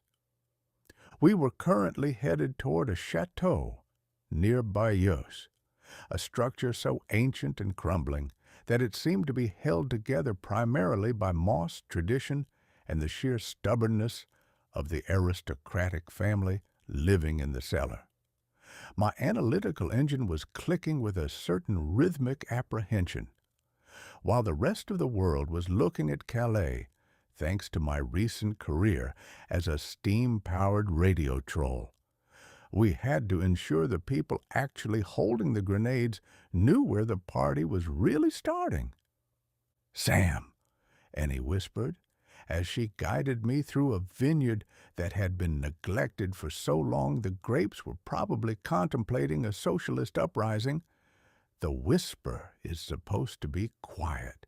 That means no venting steam every time you see a patch of rust, and no lecturing the Marquis on the merits of American democracy. "My dear Ennie," I replied, my voice box set to a level of hushed resonance that made the nearby vines tremble, "I am the soul of discretion. I am a Victorian sphinx. However, I must point out that being a 7-foot-tall brass man in a secret meeting is like trying to hide a locomotive in a flower bed. One does not whisper with 3 tons of articulated metal. One merely speaks with a very polite roar." The Council of Shadows. The wine cellar of the Chateau de Valogne was a cathedral of damp stone and dusty bottles of 1924 Bordeaux, which I found to be an excellent choice for a revolution. Gathered around a table made of a literal barn door were the heads of the regional resistance cells: Le Sanglier, the wild boar, a man who looked like he had been carved out of a particularly gristle-heavy piece of oak. He didn't speak. He grunted in a way that suggested deep tactical insight. Madame Corbeau, the raven, a woman with eyes like flint and a cigarette that seemed to be a permanent extension of her lower lip. She ran the intelligence network with the cold efficiency of a bank auditor. Jean-Luc, a former philosophy professor who insisted on discussing the existential implications of sabotage before actually blowing anything up. As I ducked my head to enter, nearly taking a chunk of 17th century masonry with me, the room went silent. The wild boar reached for his pistol. Madame Corbeau simply exhaled a cloud of smoke that could have blinded a low-flying bird.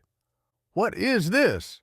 Le Sanglier grunted, his hand hovering over a Luger he'd clearly liberated from a very dead German. A German secret weapon? A clockwork spy? "Worse," Ennie said, stepping into the candlelight.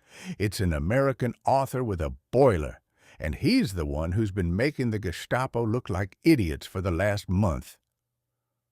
I straightened as much as the low ceiling would allow, my brass plating gleaming with a soft, coppery light. "Greetings, citizens. I am Mecha-TwAIN. I have been sent by the great beyond, and a very confused set of Allied planners, to inform you that the picnic at Calais is a magnificent piece of fiction. It is a bestseller. It is a triumph of the imagination. But it is not the truth. The divine comedy of logistics. The whisper was a delicate thing. We had spent weeks convincing the Germans that Normandy was a distraction. Now, we had to convince the resistance that Normandy was the only thing that mattered. If the Marquis blew up the wrong bridges at the wrong time, the whole deception would collapse like a poorly baked soufflé. "Normandy?" Jean-Luc the philosopher mused, stroking a chin that hadn't seen a razor since the fall of Paris. "But the shortest distance is Calais. Logic dictates that the Anglo-Americans would seek the shortest path to the heart of the Reich. To land at Normandy is to embrace the absurd. It is a Sisyphusian task." "My dear professor," I countered, a small puff of steam escaping my neck joint, "history is not written by logic. It is written by the men who are clever enough to do the illogical thing when no one is looking. The Germans are currently staring at Calais with such intensity they've forgotten that Normandy exists. We need you to keep it that way." I leaned over the barn door table, my ocular sensors zooming in on the map of the Cotentin Peninsula. "The whisper is this. On the night of the big show, We need a total blackout of communication in the north, but a total eruption of chaos in the south. You must cut every telegraph wire leading from Cherbourg to Caen. You must derail every train that isn't carrying wine or laundry, but, and this is the crucial part, you must do it with such clumsiness that the Germans think it's just a minor nuisance by a group of amateurs.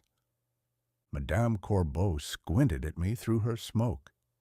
You want us to look incompetent? We have spent 4 years proving we are the most dangerous people in France.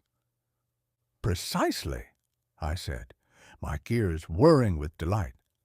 The German mind cannot conceive of a dangerous person who is also a bungler.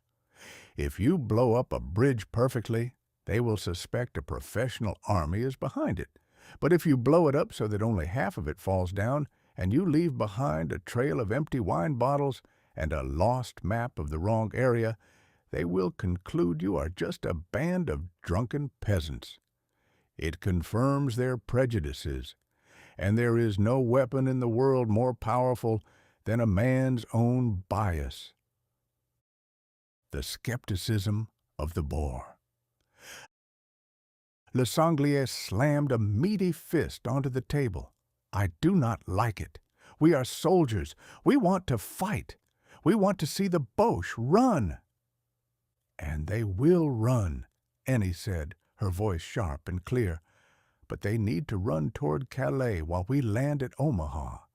If you fight too hard in the wrong place, you'll bring the whole 15th Army down on our heads before the first Higgins boat hits the sand. I looked at the wild boar. He was the type of man who respected strength and very little else. I reached out a brass hand, carefully so as not to crush the table, and picked up a heavy iron candle holder. With a slow hydraulic hiss, I squeezed. The iron groaned, buckled, and twisted into a shape that looked remarkably like a pretzel. Strength, I rumbled, is not always about how hard you hit. Sometimes it's about how well you hold back. I am a machine built for destruction, yet here I am, playing the role of a diplomat.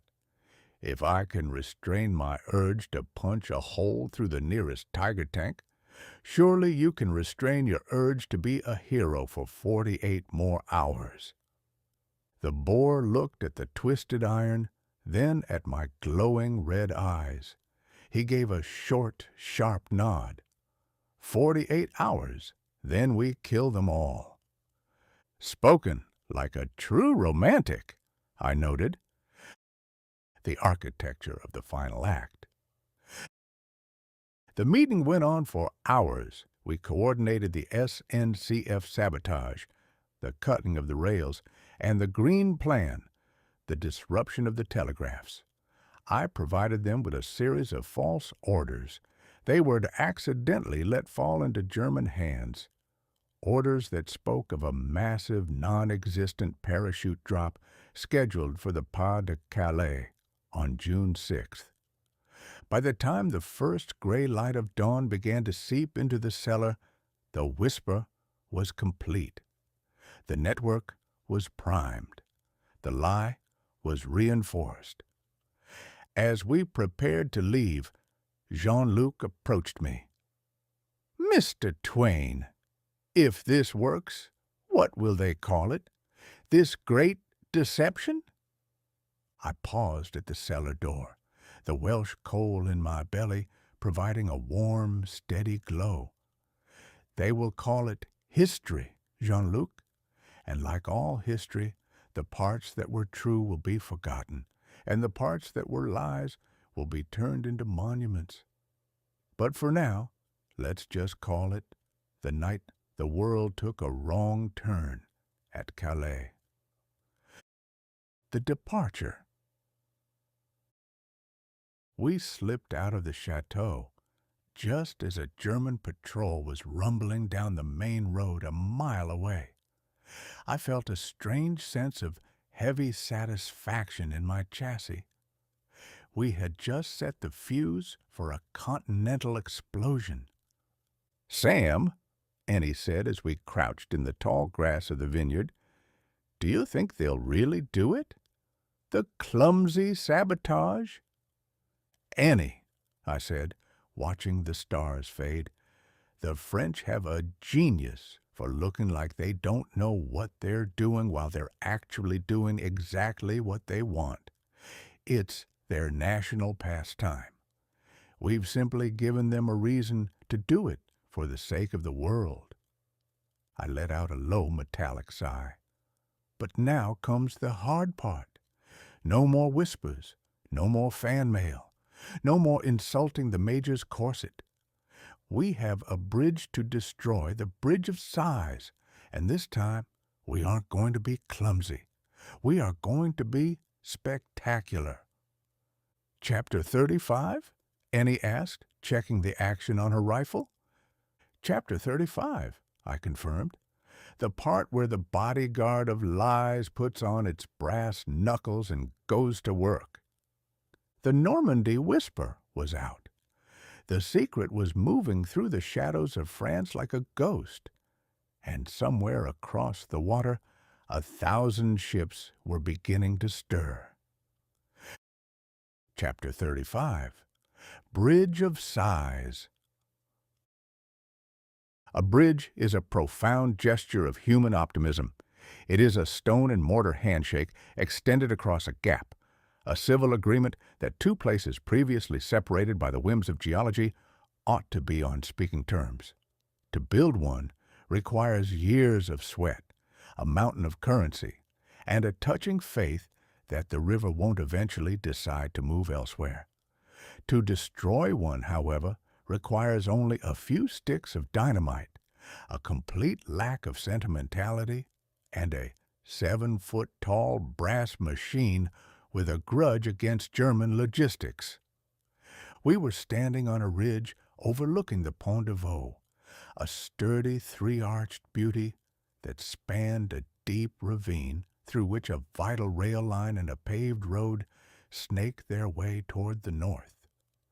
I had taken to calling it the Bridge of Sighs, not because it had anything to do with Venice, but because of the profound, soul-crushing sigh the German panzer commanders would let out when they realized they'd have to turn their tanks around and take the long way to the coast. "Sam," Ennie said, her face streaked with a mixture of charcoal and determination. "The charges are set on the central pier, but the detonator wire is snagged on a piece of rusted ironwork about halfway down the gorge. If we pull it from here, we'll just snap the line and end up with a very loud firework that does nothing but irritate the local fish." I peered over the edge, my optical sensors zooming in on the offending wire. It was indeed caught on a jagged outcrop of 19th century masonry. "A classic case of mechanical spite," I observed. "The bridge knows what we intend to do and is attempting a passive-aggressive defense. It is a noble effort, but ultimately futile against a creature of my particular specifications." The stealth of a falling safe. The plan was a crucial component of Operation Bodyguard. By dropping this bridge, we weren't just slowing down the German 12th SS Panzer Division, we were funneling them. With the main road to Normandy severed, the only viable route for heavy armor was a northern detour that led straight toward, you guessed it, the Pas de Calais. We were essentially putting up a giant neon sign in the language of broken stone that said, "This way to the real war." "I shall descend," I announced, my joints emitting a low-frequency hum of anticipation. "Sam, there's a German sentry post at the far end of the bridge," Ennie reminded me, her hand tightening on her Sten gun. "If you go down there clanking like a kitchen fire in a tinsmith shop, they'll hear you in Berlin." "Ennie," I have spent the last hour recalibrating my stealth subroutines. I lied, mostly because stealth for me involves a lot of wishful thinking and a high volume of steam. I shall be as silent as a ghost with a heavy conscience. Besides, the Germans are currently occupied with their evening rations. A man eating a bratwurst is a man whose situational awareness is at its lowest ebb. I swung my massive brass legs over the edge of the ravine. I didn't climb so much as I iterated my way down, my hydraulic claws digging into the limestone with a series of sharp, rhythmic clacks that sounded to my sensitive ears like a series of small explosions. "Quiet, Sam!" Ennie hissed from above.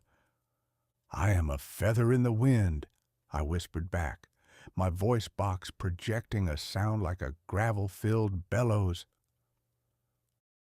The conversation with a sentry. I reached the rusted ironwork and gingerly as a 3-ton automaton can, untangled the detonator wire. My analytical engine noted that the bridge's construction was remarkably solid. It seemed a shame to destroy such a fine piece of engineering, but then the Germans were currently using it to move things that were significantly less charming than architectural history. I was just about to signal Ennie when a shadow fell over me. I looked up to see a young German sentry leaning over the railing, looking directly at my brass head. He was holding a mess tin and a very confused expression. For a long moment, we stared at each other. He looked at my glowing red eyes, my polished rivets, and the thin wisp of steam curling from my neck joint. I looked at his lukewarm cabbage. "Guten Abend," I said, deciding that the direct approach was the only way to handle a witness who had caught me in the middle of a felony. "I don't suppose you have any Welsh anthracite in that tin? This local slate has given me the most dreadful heartburn." The sentry didn't scream. He didn't reach for his rifle. He simply dropped his spoon into the ravine and whispered, "Der Eisengeist," the iron ghost. "Actually, it's Mecha-TwAIn," I corrected, my voice box modulating to a tone of mild annoyance. A ghost implies a lack of physical substance, whereas I am currently exerting several thousand pounds of pressure on this very bridge. Now, if you'll be a good lad and go tell your sergeant that the bridge is closed for renovations, I'd appreciate it. It would save us both a great deal of paperwork. The boy finally found his voice, but instead of an alarm, he let out a sound of pure, unadulterated terror and bolted toward the guardhouse as if he'd seen the devil himself, which, in his defense, I probably resembled, provided the devil were made of Victorian brass and fueled by spite. The performance of destruction. "Sam, they're coming!" Ennie shouted. I hauled myself back up the ridge with a speed that defied the laws of physics and my own warranty. I reached the top just as the first tracers began to arc across the ravine, looking like angry fireflies in the twilight. "The wire is clear," I bellowed. "Ennie, if you would be so kind as to provide the punctuation for this particular sentence." Ennie didn't hesitate. She threw the lever on the detonator box with a flourish that would have made a stage magician envious. There was a moment of profound, heavy silence, the kind of silence that usually precedes a very large but. And then the but arrived. The explosion wasn't just a sound. It was a physical blow that rattled my internal logic gates and sent a shower of limestone dust into the air. The central pier of the Pont de Vaux didn't just break. It vanished in a bloom of orange flame and gray smoke. The two remaining arches, suddenly realizing they had nothing to lean on, groaned with a sound of ancient dying iron and collapsed into the ravine. As the dust settled, the sight was magnificent. The bridge was gone, replaced by a jagged gap and a pile of rubble that would take a German engineering battalion a week to clear. "Well," I remarked, watching a stray piece of masonry bounce down the slope, "that was a very definitive no. I believe we have just told the German 12th SS Panzer Division that their presence in Normandy is neither required nor requested." The diversion in action. We didn't linger. A dead bridge is a loud neighbor, and the Germans were already scrambling. We retreated to a safe distance, hidden in a thicket of hazel trees, and watched through our binoculars. Within an hour, the first elements of the German armor began to arrive. A column of Panther tanks, looking like prehistoric predators in the moonlight, ground to a halt at the edge of the broken road. I could almost hear the collective sigh from here. Through my long-range audio sensors, I picked up the frantic shouting of the German commander. "The road is severed. The resistance has sabotaged the main artery. Divert the column. Move north toward the Pas de Calais. We must bypass this rabble and reach the primary landing zone." I felt a surge of electricity through my copper wiring, a mechanical version of a grin. "Success, Ennie. They've swallowed the bait, the hook, and a good portion of the fisherman's boat. They think we blew the bridge to stop them from reaching Calais, which only reinforces their belief that Calais is where the action is." Ennie leaned back against a tree, wiping the sweat from her brow. "We're really doing it, aren't we, Sam? We're actually rewriting the map of the war." "We are doing more than that, my dear," I said, my firebox settling into a comfortable, low-glow idle. "We are participating in the greatest act of literary criticism in history. We are editing the enemy's movements, one bridge at a time, and the best part is they think they're the ones making the decisions." I looked at my brass hands, now stained with the gray dust of the Bridge of Sighs. "I have written many stories in my time, Ennie, but none so satisfying as this. To lie with stone and fire, it's a far more robust medium than ink and paper." "Come on, Sam," Ennie said, standing up and checking her compass. "We have 13 chapters of this deception left to go, and I'm pretty sure you just used up our entire supply of stealth subroutines." "Nonsense," I countered, my gears clicking with a renewed sense of purpose. "I am currently calculating the optimal route to our next objective, and I promise, Ennie, the next bridge we blow up will be done with much more finesse." "Just keep the steam down, Sam," she sighed. "Just keep the steam down." As we vanished into the night, the Bridge of Sighs lay in ruins behind us, a monument to the power of a well-placed lie and the terrifying efficiency of a steam-powered author with a detonator. Chapter 36. The Analytical Trap. The German military machine has many virtues: efficiency, resilience, and a fashion sense that leans heavily toward the villainous undertaker, but its greatest weakness is its pathological devotion to the clock. A German commander does not merely arrive at a destination, he arrives at a pre-calculated coordinate in time, usually with a frown that suggests the universe is being inconsiderate by having a variable wind speed. If you tell a Prussian officer that a train will arrive at 14:02, he will be there at 14:01 and 30 seconds, checking his watch with a look of such intense concentration that he might accidentally set it on fire. This punctuality is a gift to the liar. Most people think that to trap a wolf, you need a pit and a piece of meat.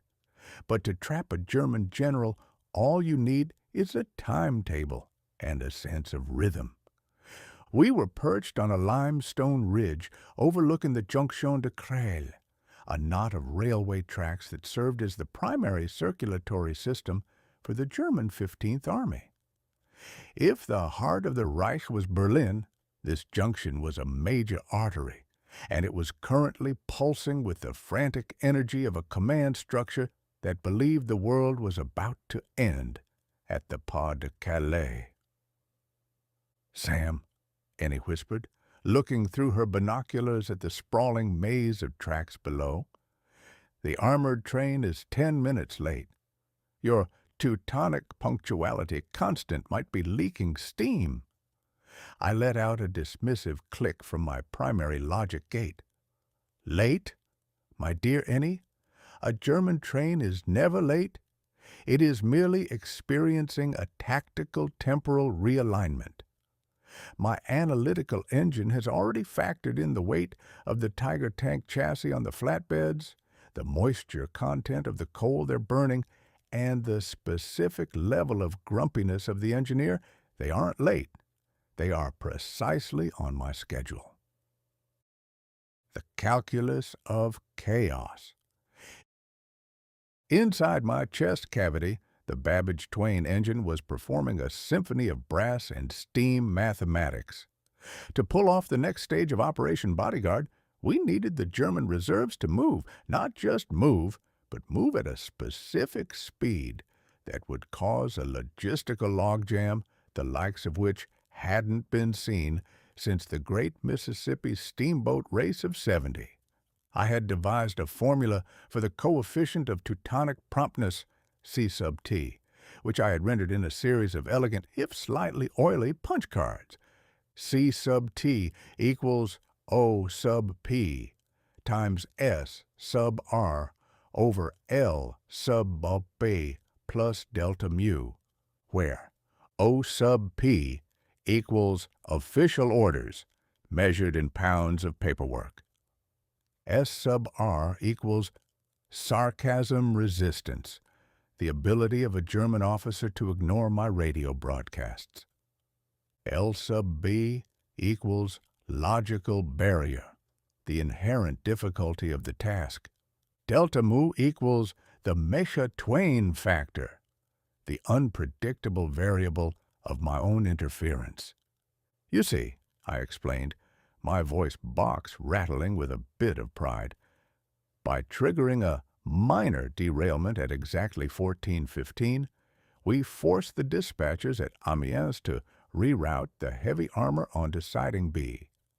Siding B, however, is currently occupied by a shipment of non-existent winter coats that I requisitioned via a forged telegraph yesterday. The resulting confusion will create a bottleneck that will delay the 15th Army for exactly 3 hours, 42 minutes, and 12 seconds. Ennie looked at me. "And what happens in 3 hours and 42 minutes? "In 3 hours and 42 minutes, I said, my ocular sensors glowing a bright calculating amber, the Allied air reconnaissance will accidentally drop a map near that bottleneck. A map that shows the real invasion fleet heading for, you guessed it, Calais. By the time they clear the tracks, their panic will be at a rolling boil." The trigger. The trap was a small, unassuming piece of clockwork I'd fashioned from a pocket watch and a stick of high-velocity gelatin. It wasn't meant to blow up the train. It was meant to blow up the switch. "Go," I signaled. Ennie slipped down the slope with the silence of a hunting cat. She reached the junction, placed the device with the practiced ease of a girl who had spent her formative years learning how to dismantle the status quo, and returned to the ridge before the German sentry had even finished his cigarette. "Now we wait," she said, her chest heaving slightly. Wait, no, Ennie. We observe. We are scientists of the absurd. The train appeared on the horizon, a black iron dragon belching soot into the French sky. It was magnificent in its ugliness. It carried the steel that the Germans hoped would hold back the tide of history. As it approached the junction, I began a countdown in my central processor. 10 seconds. The engineer checks his watch. 5 seconds. The stoker adds a shovel of coal. 3 seconds.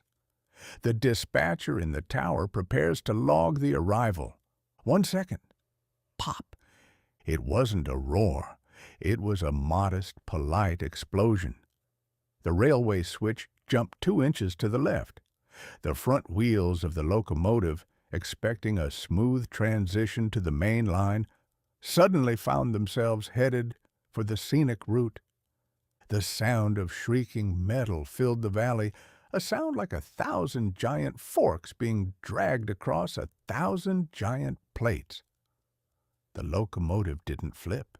It simply plowed into the gravel, tilting at a jaunty, drunken angle, while the flatbeds behind it concertinaed into a spectacular mess of tiger tanks and tangled iron. 13 seconds off, I muttered, my gears whirring in annoyance. I must have miscalculated the friction of the ballast. Sam, Ennie said, staring at the carnage, it worked perfectly. Look at them. The panicked response. Below us, the junction erupted into a hive of frantic, gray-clad activity. Officers were shouting, sirens were wailing, and men were running in circles with a lack of coordination that would have been hilarious if they weren't armed with submachine guns. Through my audio intercept, I heard the frantic chatter of the local command. Radio intercept. Jonction de Creil command. The line is blocked. The Tiger reinforcements for the coast are stranded. General von Salmuth is demanding an update. He says if the tanks don't reach the Pas de Calais by nightfall, someone is going to be transferred to the Eastern Front to count snowflakes. I leaned into the transmitter I'd set up on the ridge. Attention, Jonction de Creil. This is an automated message from the Department of Unfortunate Events. We regret to inform you that your schedule has been canceled due to a sudden outbreak of reality. Please remain where you are while we prepare a series of increasingly confusing rumors for your consumption. Sam, stop it! Ennie laughed, though she was already packing her gear. They're going to trace the signal. Let them trace it. By the time they reach this ridge, we'll be 5 miles away, and they'll find nothing but an empty bottle of cheap wine and a note from me complaining about the quality of their railway maintenance. The beauty of the gridlock. The analytical trap wasn't just about the train. As the minutes ticked by, my calculations began to bear fruit. Because the junction was blocked, the armored columns on the nearby road, the ones headed toward Normandy, just in case, were forced to stop. And because they stopped, the supply trucks behind them stopped. Within an hour, a 10-mile stretch of the French countryside was one continuous, idling traffic jam of German ambition. It was a masterpiece of logistical paralysis.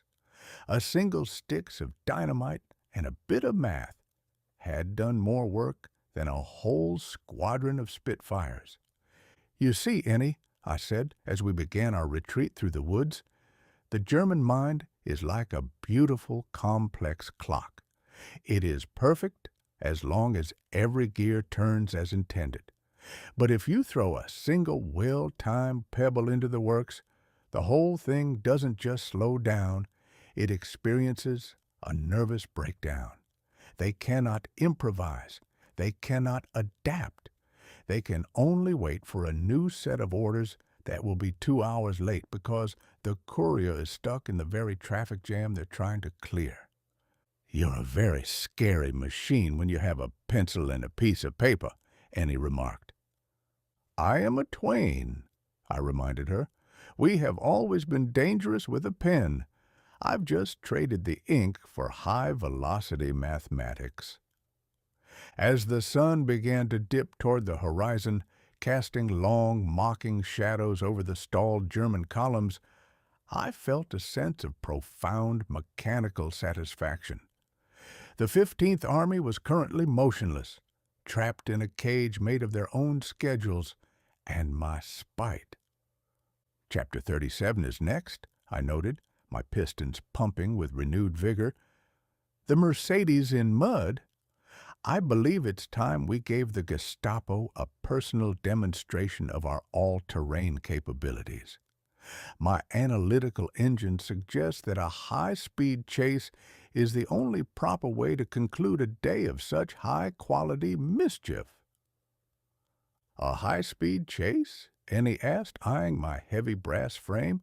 Sam, you have a top speed of 12 miles an hour on a good day. On a flat road, perhaps, I countered. But when gravity is involved and I'm feeling sufficiently insulted, I can be remarkably aerodynamic. Besides, Ennie, a chase isn't about speed. It's about who has the better lines. And I've been practicing my parting shots all afternoon. We moved into the deepening shadows, leaving the analytical trap to do its work. The clock was ticking toward June 6th, and thanks to a bit of steam and a lot of snark, the Germans were exactly where we wanted them, standing still and looking at their watches. Chapter 37. The Mercedes in mud. The Mercedes-Benz is a marvel of precision engineering, designed for the smooth, sweeping curves of the Autobahn, where a man can feel like a god right up until the moment he hits a stray pebble or realizes he has forgotten to file his travel permits in triplicate. It is a vehicle of Teutonic dignity, possessing a leather-scented arrogance that suggests it would rather be destroyed than seen in the company of a common Ford. However, the one thing a Mercedes-Benz cannot tolerate, and the one thing it was never properly introduced to during its debut in Berlin, is the French countryside in the wake of a spring downpour. French mud is not merely wet dirt, it is a sentient, malevolent substance with the consistency of oatmeal and the stubbornness of a tax collector. It does not simply coat a tire. It embraces it, woos it, and eventually swallows it whole, whispering sweet nothings about the futility of movement. We were currently fleeing the scene of our railway triumph at a pace I would describe as determinedly percussive. Ennie was perched on my left shoulder, gripping a brass rivet for dear life, while I galloped through a field of sugar beets with the grace of a steam-powered avalanche. "Sam!" Ennie shouted over the roar of my exhaust. "The road! They've got a staff car on the parallel track and they're gaining. I think it's Kroll." I adjusted my peripheral optical sensors. Sure enough, a sleek black Mercedes-Benz 770 was screaming down the narrow dirt road bordering the field.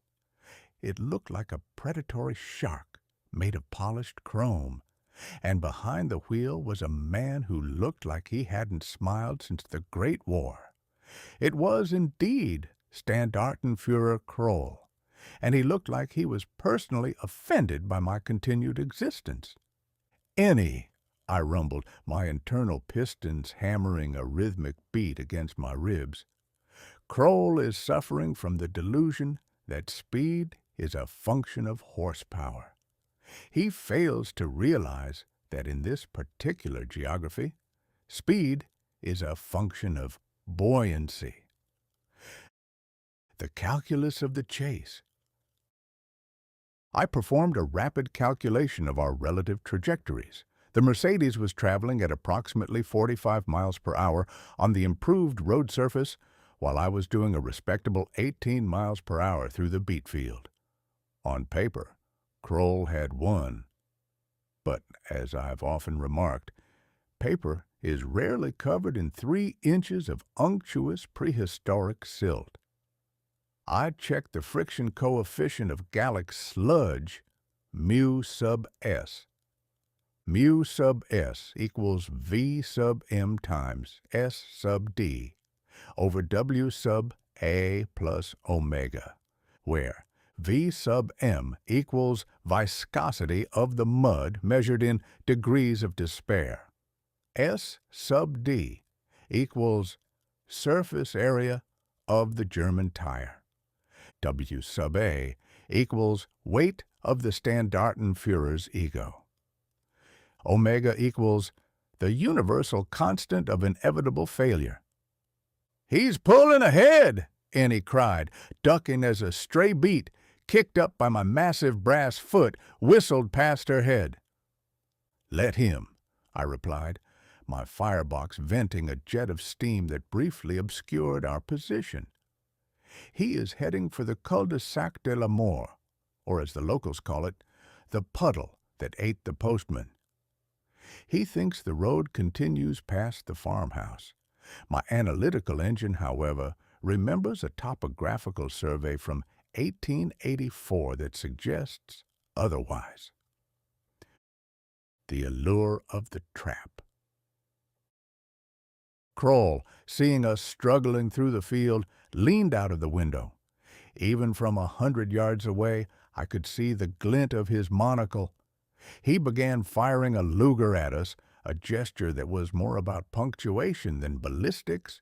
A 9mm round hitting 3 tons of Victorian brass is about as effective as throwing a marshmallow at a cathedral.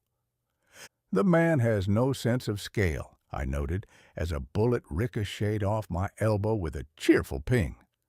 If he wants to stop me, he'll need a field gun or a very compelling argument about the illegality of my boiler's emissions. The road ahead of the Mercedes began to narrow. To Kroll's eye, it looked like a standard, albeit damp, thoroughfare. To my sensors, it was a siren song of soft clay and deceptive depth. The road had long ago been reclaimed by a nearby stream, covered only by a thin, treacherous crust of gravel that was currently lying through its teeth. "Brace yourself, Ennie," I bellowed. "We are about to witness the ultimate triumph of geology over engineering." I veered toward the road, making it look as though I were attempting to intercept him. Kroll, eager for the kill, mashed the accelerator. The Mercedes let out a roar of Aryan defiance, its tires spinning for a brief, glorious second on the firm ground before hitting the crust. The great subsidence. It didn't happen all at once. It was a gradual, poetic descent. The front wheels of the Mercedes hit the road and immediately realized their mistake. The gravel gave way with a sound like a wet sigh. The black car didn't crash. It simply settled. It dipped its nose into the mud with the dignified resignation of a sinking ocean liner. Kroll's monocle, I am pleased to report, fell into his lap. The engine roared in protest, sending twin plumes of gray-black mud 20 feet into the air, coating the pristine black paint in a layer of French history. The more Kroll fought, the deeper the Mercedes sank. By the time I reached the edge of the puddle, stopping a safe distance away on a firm outcrop of granite, the car was buried up to its axles, looking less like a vehicle and more like a very expensive piece of lawn furniture. I stood there for a moment, my steam vents hissing with a sound that I swear was a laugh.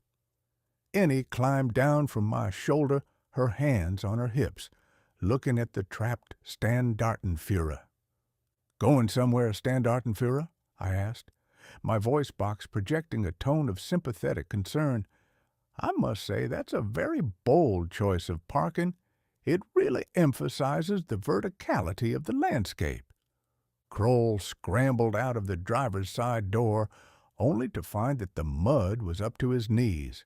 He stood there, shivering in his ruined uniform, clutching his Luger, as if it could somehow shoot the physics out of the ground. You mechanical devil," he sputtered. "The Reich will dismantle you. We will turn your gears into paper clips." "A noble ambition," I replied, "but I suspect you'll have a difficult time organizing a dismantling crew while you're currently becoming a permanent fixture of the local geography. I'd offer you a tow, but I'm afraid my schedule is rather full. We have a picnic to attend at Calais, remember?" The parting shot.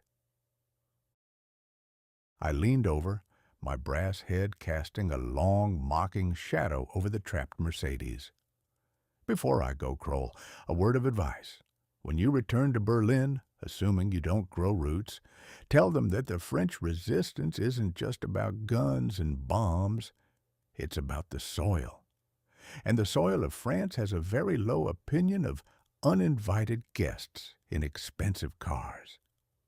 I reached into a small compartment in my hip and pulled out a single, soggy business card I'd had Ennie print for me in the cellar. I tossed it onto the hood of the sinking Mercedes. Mecha-TwAIN and Company. Demolitions, Deceptions, and Literary Criticism, specializing in the humiliation of the arrogant. "Keep the card," I said. "You might want to call me when you need someone to write the eulogy for your career." With a sudden, violent burst of steam that sent a cloud of white vapor over the scene, I turned and began my rhythmic clank away toward the north. Ennie hopped back onto my shoulder, looking back at the shrinking figure of Kroll, who was currently trying to pull his boot out of the mud with a sound like a giant suction cup. "Sam," Ennie said, wiping a bit of oil from her eye, "that was the most satisfying 12 miles per hour I've ever experienced." "Speed is a relative concept, Ennie," I said, my firebox glowing with the warmth of a job well done. "In a race between a fast liar and a slow truth, the truth usually gets stuck in the mud. But in a race between a fast Nazi and a slow TwAIN, the TwAIN always has the better punchline." The final approach. As we moved away from the cul-de-sac de la Mort, the sky began to turn a deep, bruised purple. The air felt heavy with the scent of salt and impending thunder. We were nearing the end of Part 3. The Great Deception had reached its crescendo. The Germans were distracted, their armor was delayed, their officers were humiliated, and their pride was currently sinking in a beet field near Amiens. "Chapter 38 is next," I muttered, my analytical engine shifting its focus toward the coast. "The fuse is lit. The Germans are about to commit their reserves to the Pas de Calais. We have led them to the edge of the cliff, Ennie. Now, we just have to wait for them to jump." "Do you think they'll do it?" she asked, her voice quiet. "They have to," I said. "I've given them every reason to believe the lie, and a man will always choose a comfortable lie over a terrifying truth. They want the invasion to be at Calais. They need it to be at Calais. And we have been very, very helpful in giving them exactly what they need." We marched on, a brass giant and a girl, moving through the gathering gloom toward the final act of the Great Deception. The bodyguard of lies was standing tall, and the fuse was burning short. Chapter 38. The Fuse is Lit. If there is one thing more terrifying than a man who has lost his mind, it is a man who has found a certainty. A man with a certainty is a walking catastrophe. He has stopped looking at the world and started looking at his own reflections.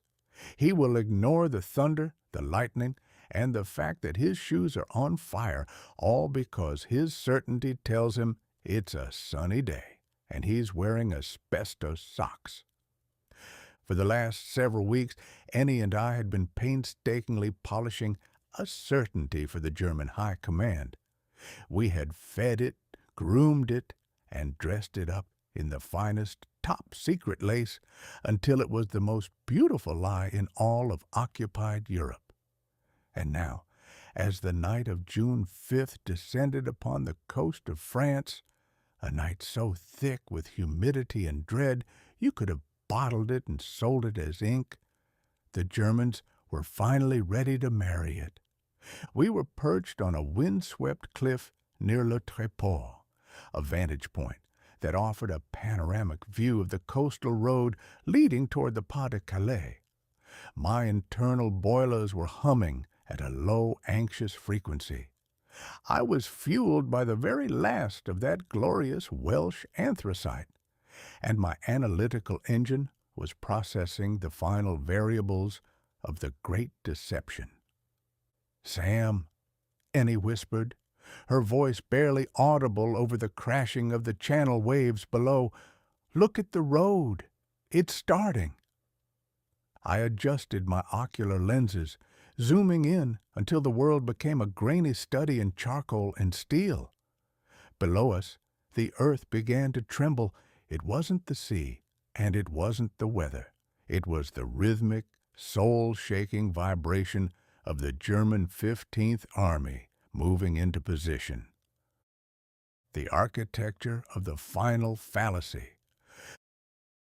Through the cicada bug, which was still miraculously broadcasting from the wreckage of Major von Strudel's office, or perhaps from the pocket of a very confused janitor, we had heard the final fatal snap of the trap. The German High Command, spurred on by our fan mail, our accidental telegraph leaks, and the picnic signal we'd flashed from the Eiffel Tower, had finally reached the conclusion we'd written for them.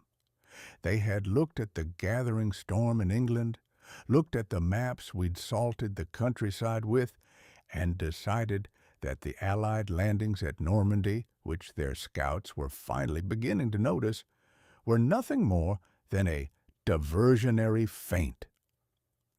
I call this the TwAInian theory of ignorance. You see, if you tell a man he is being fooled by a small lie, he will congratulate himself on his cleverness and immediately fall head first into a much larger one. The German generals were so proud of themselves for seeing through the Normandy distraction that they had completely blinded themselves to the fact that the distraction was, in fact, the actual invasion. It was a masterpiece of administrative vanity. Every order they signed, every troop movement they authorized, was based on the belief that they were outsmarting the Allies. It is a peculiar human trait. We would much rather be destroyed by a brilliant plan we understand than saved by a simple truth we missed. "The logic is holding, Ennie," I rumbled, a small puff of steam escaping my neck joint. "The 15th Army, the finest, heaviest, and most irritable collection of armor the Reich has left, is currently committing itself to the north. They are turning their backs on the real war to chase the ghost of a picnic I invented while trying to fix a leaky valve in a bad mood." The procession of the blind. On the road below, the sight was staggering.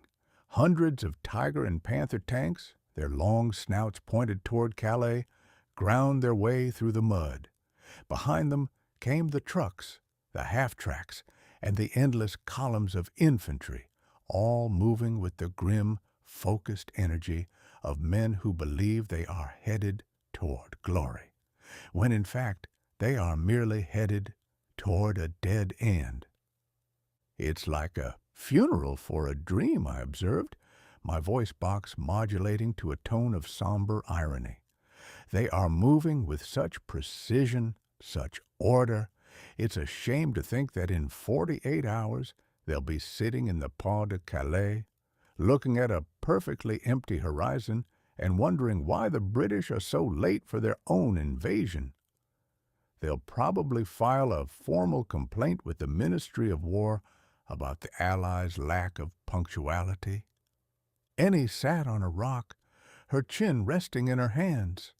She looked small against the backdrop of the moving iron. Sam, if we're wrong, if they realize the truth before dawn, the boys on the beaches won't stand a chance. "We aren't wrong, Ennie," I said, my gears clicking with a reassuring rhythm. A man who has invested this much effort into being right cannot afford to be wrong. General von Salmuth has staked his reputation on the Calais landing. Rommel has been told by his admirer, that would be me, that his genius is needed in the North. To turn back now would be to admit they've been played by a machine and a girl, and the German ego would rather lose a war than admit to a lack of dignity. The lighting of the fuse. The fuse wasn't a literal one this time. It was the final broadcast, the coup de grace of the Bodyguard of lies. "Hand me the transmitter," I said. I tapped into the emergency frequency used by the German coastal defenses. This wasn't a code. This wasn't a riddle. This was the final push. I deepened my voice, adding a layer of frantic, high-pressure static to make it sound like a panicked Allied officer whose radio was half submerged in seawater. "Mayday! Mayday!" I bellowed into the airwaves. "All units in the Calais sector, the picnic is served. I repeat, the picnic is served. The strawberries are in the baskets. Commence Operation Fortitude." I cut the signal immediately, the silence that followed feeling louder than the shouting. "What was that for?" Ennie asked, startled. "That," I said, "was the sound of the trigger being pulled. The Germans have been waiting for the picnic signal to confirm their suspicions. I just gave it to them. In 30 minutes, the German 15th Army will stop crawling and start running. They will pour every reserve, every gallon of fuel, and every ounce of their focus into the Pas de Calais. They will be so busy preparing for the great adventure that they won't even notice the sky over Normandy turning black with parachutes." The weight of the silence. As if on cue, the movement below shifted. The steady thrum of the tanks turned into a roar. The officers began to scream orders. The column accelerated, a massive iron snake rushing toward the northern horizon.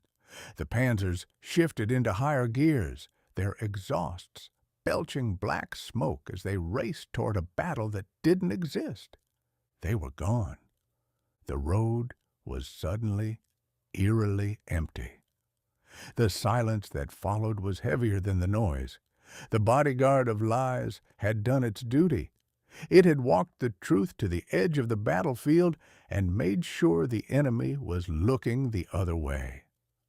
"Well," I said, my firebox settling into a low, contented glow, "the fuse is lit. The deception is complete. Part 3 of our little story's over, Ennie. And the funny thing is, the Germans think they're the ones who just started the climax." I looked out over the channel. The water was choppy, the wind rising.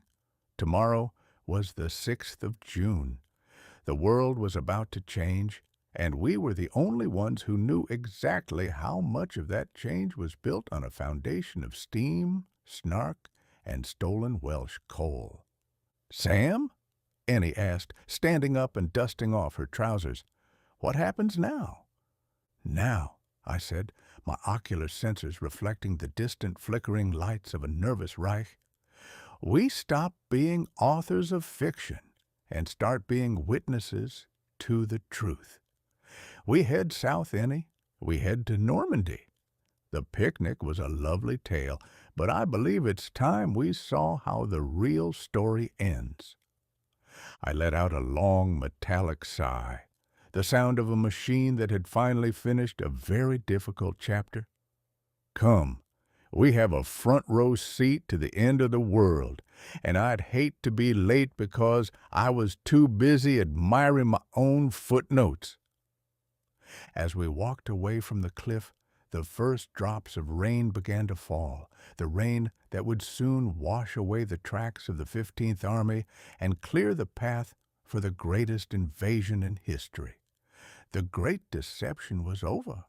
The great reality was about to begin. A message from the boiler room. The curtain has fallen on Part 3, The Great Deception, and I must say, as a practitioner of the tall tale, I find myself quite satisfied. We have successfully convinced the German High Command that the moon is made of green cheese and that the Allied invasion is headed for a scenic vacation in Calais. They are currently rushing north with all the grace of a startled herd of iron cattle, leaving the door to Normandy wide open. But, as any author worth his ink, or any robot worth his oil, will tell you, a good lie only gets you so far. Eventually, the enemy stops looking at the maps and starts looking for a bigger hammer. And believe me, they found a particularly ugly one. Coming soon. Part 4, the conclusion, Mecha-TwAIN versus the Great Dictator. The deception is over, but the real war for the soul of France is just beginning. As the smoke clears from the coast, we find ourselves drawn back to the heart of Paris, where a new shadow is falling over the cobblestones. The fuse isn't just lit anymore. The powder keg is currently mid-explosion. Grab your goggles, tighten your rivets, and prepare for the liberation. The final chapter of the war isn't just about who fires the last shot. It's about who gets the last laugh. The end of Part 3,